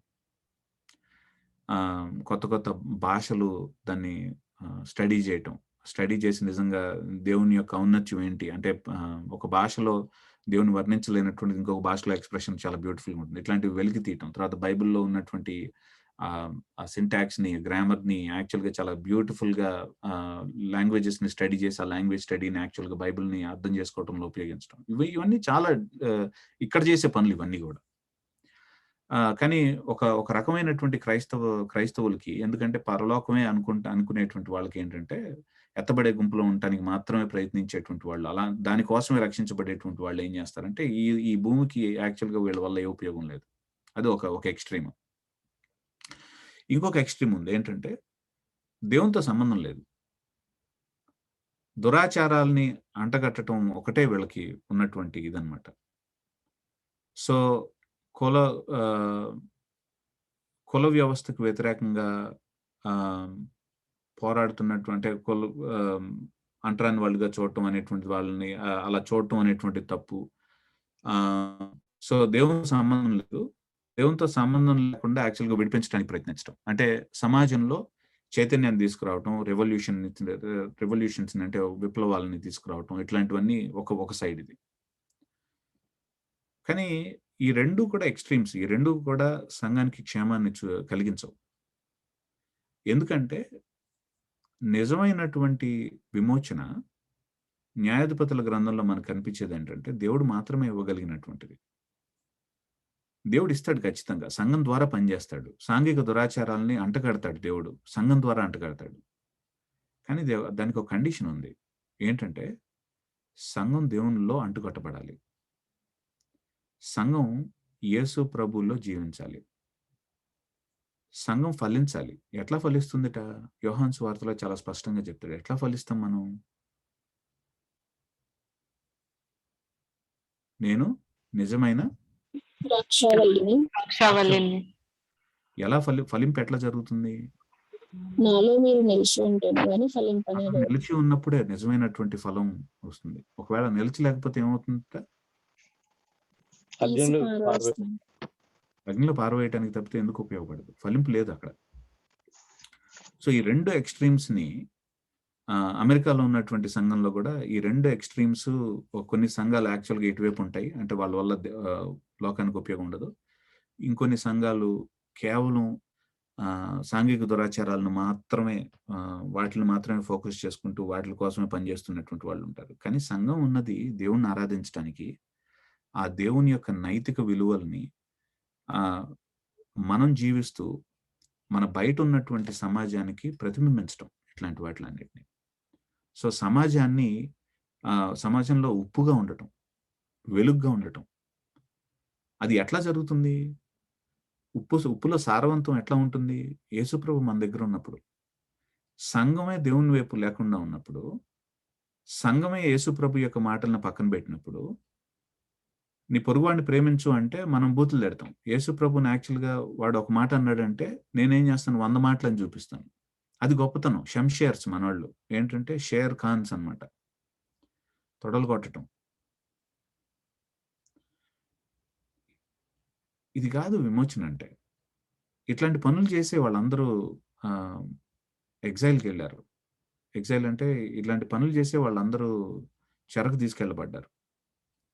ప్రవక్తలు మాట్లాడుతూనే ఉన్నారు, ఒరే మీసాలు తిప్పే టైం కాదురా, దేవునికి లోబడండిరా అని చెప్పేసి అన్నారు.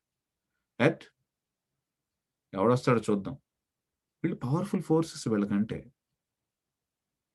ఈ అసీరియులు కానీ, బబులోన్ వాళ్ళు కానీ, లేకపోతే ఈ అరేమియన్స్ కానీ, వీళ్ళందరూ కూడా చాలా ఇజ్రాయెల్ కంటే చాలా పవర్ఫుల్ పీపుల్. వీళ్ళు మమ్మల్ని ఎవరు చేస్తాడు, మా నంబర్ చూడండి ఎట్లా ఉందో, మేము ఎంత ఉన్నామో చూడండి. ఈ మాటలన్నీ కాదు, నీ నంబర్ కాదు, నీ ఓటు బ్యాంకు కాదు, ఇవి కాదు నిన్ను రక్షించేవి. మా ఓటు బ్యాంకులో ఎంతమంది ఉన్నారో చూడండి. క్రైస్తవులు కనుక నిజంగా కనుక ఓటు బ్యాంకు కనుక చేస్తే, ఇది కాదు. This is not the way to go. ఎందుకు? యెహెజ్కేలు మాట్లాడాడు, వినలేదా? ఇర్మియా మాట్లాడాడు, వినలేదా? సంఘంలో ప్రక్షాళన చేసుకుందాం. సంఘం లోపల యాక్చువల్గా జరుగుతున్నటువంటి దురాఘాతాలని మొత్తాన్ని కూడా కాల్చివేద్దాం, అణిచివేద్దాం. ఫస్ట్ లోపల ఉన్నటువంటి దాన్ని మనం యేసుప్రభు మనలో ఉండగలిగేటువంటి రీతిలో, మన మధ్యలో ఉండగలిగేటువంటి రీతిలో ఆయన చక్కగా మనలో నుంచి ప్రతిబింబించేటువంటి, ప్రకాశించేటువంటి విధానంగా సంఘం మనల్ని మనం రిపెంట్ అయ్యి, మనం దేవుని క్షమాపణ అడిగి దేవుని వైపు తిరుగుదాం. అండ్ దెన్ మనం దేవా మమ్మల్ని రక్షించు అని చెప్పేసి చేద్దాం. I think I'm seeing actually old టెస్ట్మెంట్ని చూసిన తర్వాత, చాలా కొన్ని దేశాల యొక్క చరిత్రలను చదివిన తర్వాత, అందులో క్రైస్తవులు ఎట్లా బిహేవ్ చేశారు, వాళ్ళ మీద విపరీతమైనటువంటి పర్సిక్యూషన్ వచ్చే ముందు ఏ విధంగా చేశారు అనేటువంటి చూసిన తర్వాత, నాకు భారతదేశాన్ని చూసిన తర్వాత, తెలుగు రాష్ట్రాలను చూసిన తర్వాత ముఖ్యంగా చాలా చాలా బాధ కలుగుతుంది. I think we're heading on a wrong direction. ఏంటో రాంగ్ డైరెక్షన్ అంటే, I think we think that నేను ఎట్లున్నా పర్లేదు, నేను ఎట్లా మాట్లాడినా పర్లేదు, కానీ యేసు ప్రభు ఉన్నతి అని మాట్లాడతానని. No, no, it doesn't work that way. First we need to submit to God. దురాగతాల్ని దాని గురించి మాట్లాడాలి మనం, కానీ లోపల ఇంత పెంటను పట్టుకొని మనం, ఇంత చెత్తను పెట్టుకొని లోపల మనం, how can we do that? ఇది ఉరిగా మారుతుంది మనకి, ఇది ఉరిగా మారుతుంది. We don't actually go by revenge. Revenge అనేటువంటిది వాడు ఒకటంటే నేను 10 అంటాను, ఇది రివెంజ్ కాదు. దట్స్ నాట్ దేవుని యొక్క ప్రణాళికలు, దేవుని యొక్క మిషన్ అట్లా ఎగ్జిక్యూట్ చేయకూడదు మనం. That's not why we're called. కోపం వస్తుంది, ఎవరికి రాదు? యేసుప్రభుని అన్న తర్వాత ఆరాధిస్తుంది మన ఇంట్లో వాళ్ళనే అంటే మనకి కోపం వస్తుంది. ఎందుకు రాదు? కోపం వస్తుంది. కానీ అందుకనే ప్రభు ఏం చెప్పారు మనకి? అట్లా కాదు కదా మనం సమాధానం ఇచ్చేది. సమాధానం ఇవ్వాలి. మిమ్మల్ని అడిగేటువంటి ప్రతి వానికి సమాధానం చెప్పడానికి సిద్ధంగా ఉండాలి. 1 పేతురు 3వ అధ్యాయం 16వ వచనంలో చాలా స్పష్టంగా అంటాడు. కానీ ఎట్లా చేస్తా అంటే అది ఒకసారి చదువుదాం, వినండి. అది వెళ్ళండి ఒకసారి. 1 పేతురు 3, 15, 16 ఒకసారి చదువుదాం రండి. ఎవరైనా చదువుతారా నా కోసం? నిర్మలమైన మనస్సాక్షి కలిగిన వారే మీలో ఉన్న నిరీక్షణ గురించి మిమ్మల్ని హేతు అడుగు ప్రతి వానికి సాత్వికంతోనూ భయముతోనూ సమాధానం చెప్పుటకు ఎల్లప్పుడూ సిద్ధముగా ఉండి మీ హృదయముల యందు క్రీస్తును ప్రభువుగా ప్రతిష్ఠించుడి. చూడండి ఎట్లా అప్పుడు మీరు దేని విషయమై దుర్మార్గులను దూషింపబడుదురో దాని విషయమై క్రీస్తునందున్న మీ సత్ప్రవర్తన మీద అపనింద వేయవారు సిగ్గుపడుదురు. చూసారా ఏంటిట మనం చేయాల్సినటువంటి విధానం ఏంటో ఇంతకంటే స్పష్టంగా ఎవరన్నా చెప్తారా? నిర్మలమైనటువంటి మనస్సాక్షి కలిగి మీలో ఉన్నటువంటి హేతువుని అడిగేటువంటి ప్రతి వానికి సాత్వికంతో, ఓర్పుతో, రెఫరెన్స్తో, భయంతో అని రాశారు కదా. రెఫరెన్స్తో అంటే దేవుని పట్ల ఎంతో గౌరవంతో, సాత్వికంతో, రెఫరెన్స్తో ప్రభువుని హృదయంలో ప్రతిష్ఠించినటువంటి వాళ్ళుగా మాట్లాడాలట మనం. అది లేకపోతే మనం ఎన్ని ప్రగల్భాలు కలిపినా సరే మనం ఇంకా నాశనానికి తీసుకెళ్తున్నాం. సంఘాన్ని మొత్తాన్ని తీసుకెళ్ళి మనం మనతో పాటు ముంచుతున్నాం. కానీ మనం సంఘానికి ఏ విధమైనటువంటి మేలు చేయట్లేదు. ఇంకా ఎక్కువ కీడు చేసేస్తున్నాం. క్రైస్తవులు అంటే ఇంకా బాగా విపరీతమైనటువంటి ఒక ఏహ్యభావాన్ని ఇంకా కలిగిస్తున్నాం. అట్లా కాదు మనం చేయాల్సింది. సమాధానం ఇద్దాం.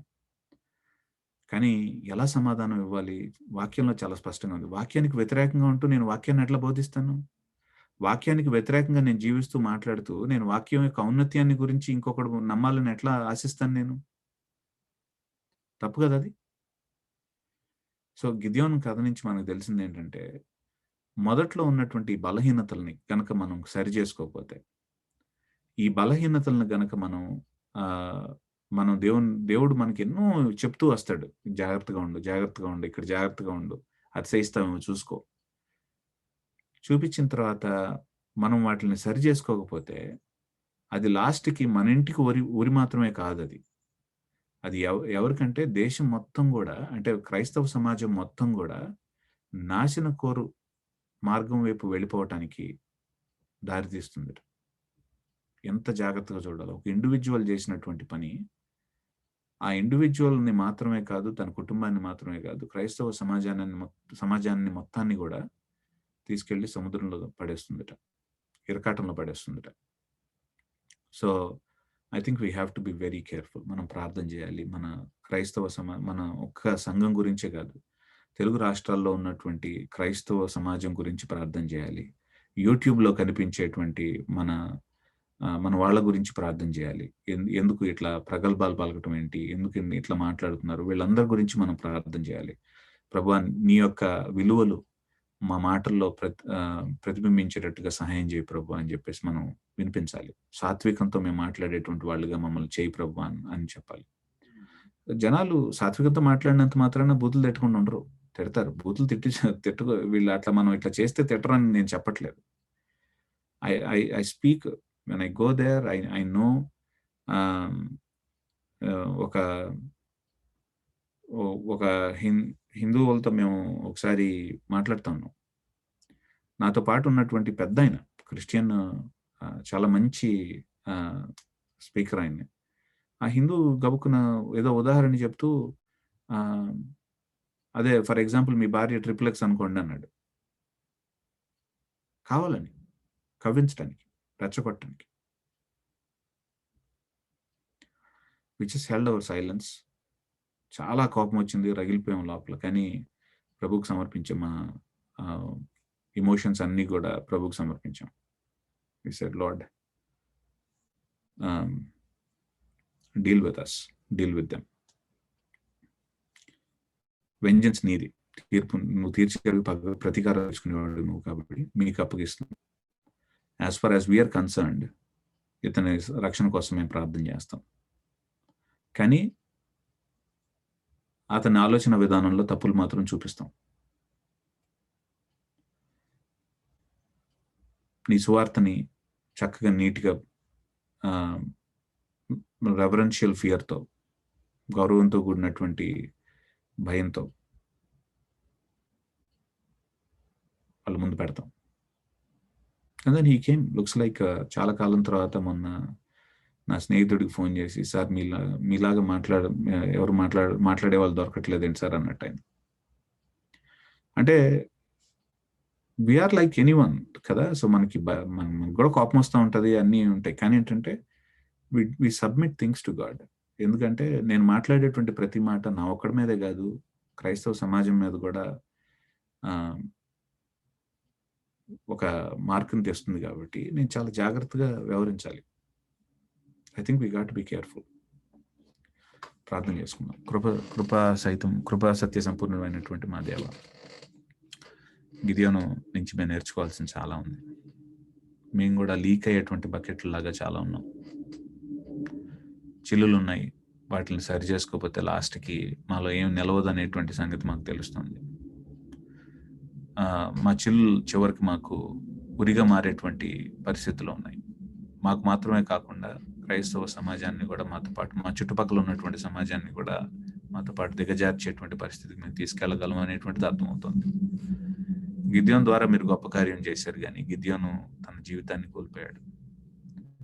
దేవ సహాయం చేయండి. మేము అట్లాంటి వాళ్ళుగా ఉండకుండా నన్ను మార్చండి తండ్రి. నీ కోసం గొప్ప కార్యాలు చేసేటువంటి వాడిగా ఉండాలని నాకు కోరిక ఉంది. కానీ దానికంటే ముందుగా నిన్ను కలిగి ఉండేటువంటి అర్హమైనటువంటి పాత్రగా నన్ను మీరు తీర్చిదిద్దమని నా కోరిక ఉంది. అంతకంటే ఎక్కువగా ఉంది నాకు. దేవా, నన్ను మమ్మల్ని అర్హమైన పాత్రలుగా తీర్చిదిద్దండి. మీ వాక్యంలో ఉన్నట్టు మీరు ఇచ్చినటువంటి విలువలతో కూడినటువంటి జీవితంతో మేము జీవించేటువంటి కృపను మీరు మాకు ఇవ్వండి. మమ్మల్ని క్షమించండి. చాలా తప్పులు చేసాం, చాలా తప్పుడు ఆలోచనలు ఉన్నాయి మాలో. మమ్మల్ని మన్నించండి. కానీ ఇవి కొనసాగింపుగా మా జీవితంలో ఉండటానికి మేము ఇష్టపడతలేదు. ఎర్లీగా ఉన్నప్పుడే మమ్మల్ని మీరు సరిచేయండి, మమ్మల్ని మీరు మార్చండి. మీరు మా జీవితాల నుంచి మహిమ పొందండి. మా ద్వారా మీరు గొప్ప కార్యాలు చేసుకోండి. చరిత్రలో మీరు మమ్మల్ని ఎందుకు సృష్టించారనేటువంటిది, ఆ యొక్క ప్రణాళిక ఏదైతే ఉందో ఆ ప్రణాళిక తగినటువంటి వారిగా మమ్మల్ని తీర్చిదిద్దుతూ ఆ ప్రణాళికను మీరు మా ద్వారా నెరవేర్చుకోమని మమ్మల్ని మీకు సమర్పించుకుంటూ యేసుక్రీస్తు అతి పరిశుద్ధమైన నామంలో ప్రార్థించి వేడుకుంటున్నాం తండ్రి. ఆమేన్. ఆమేన్.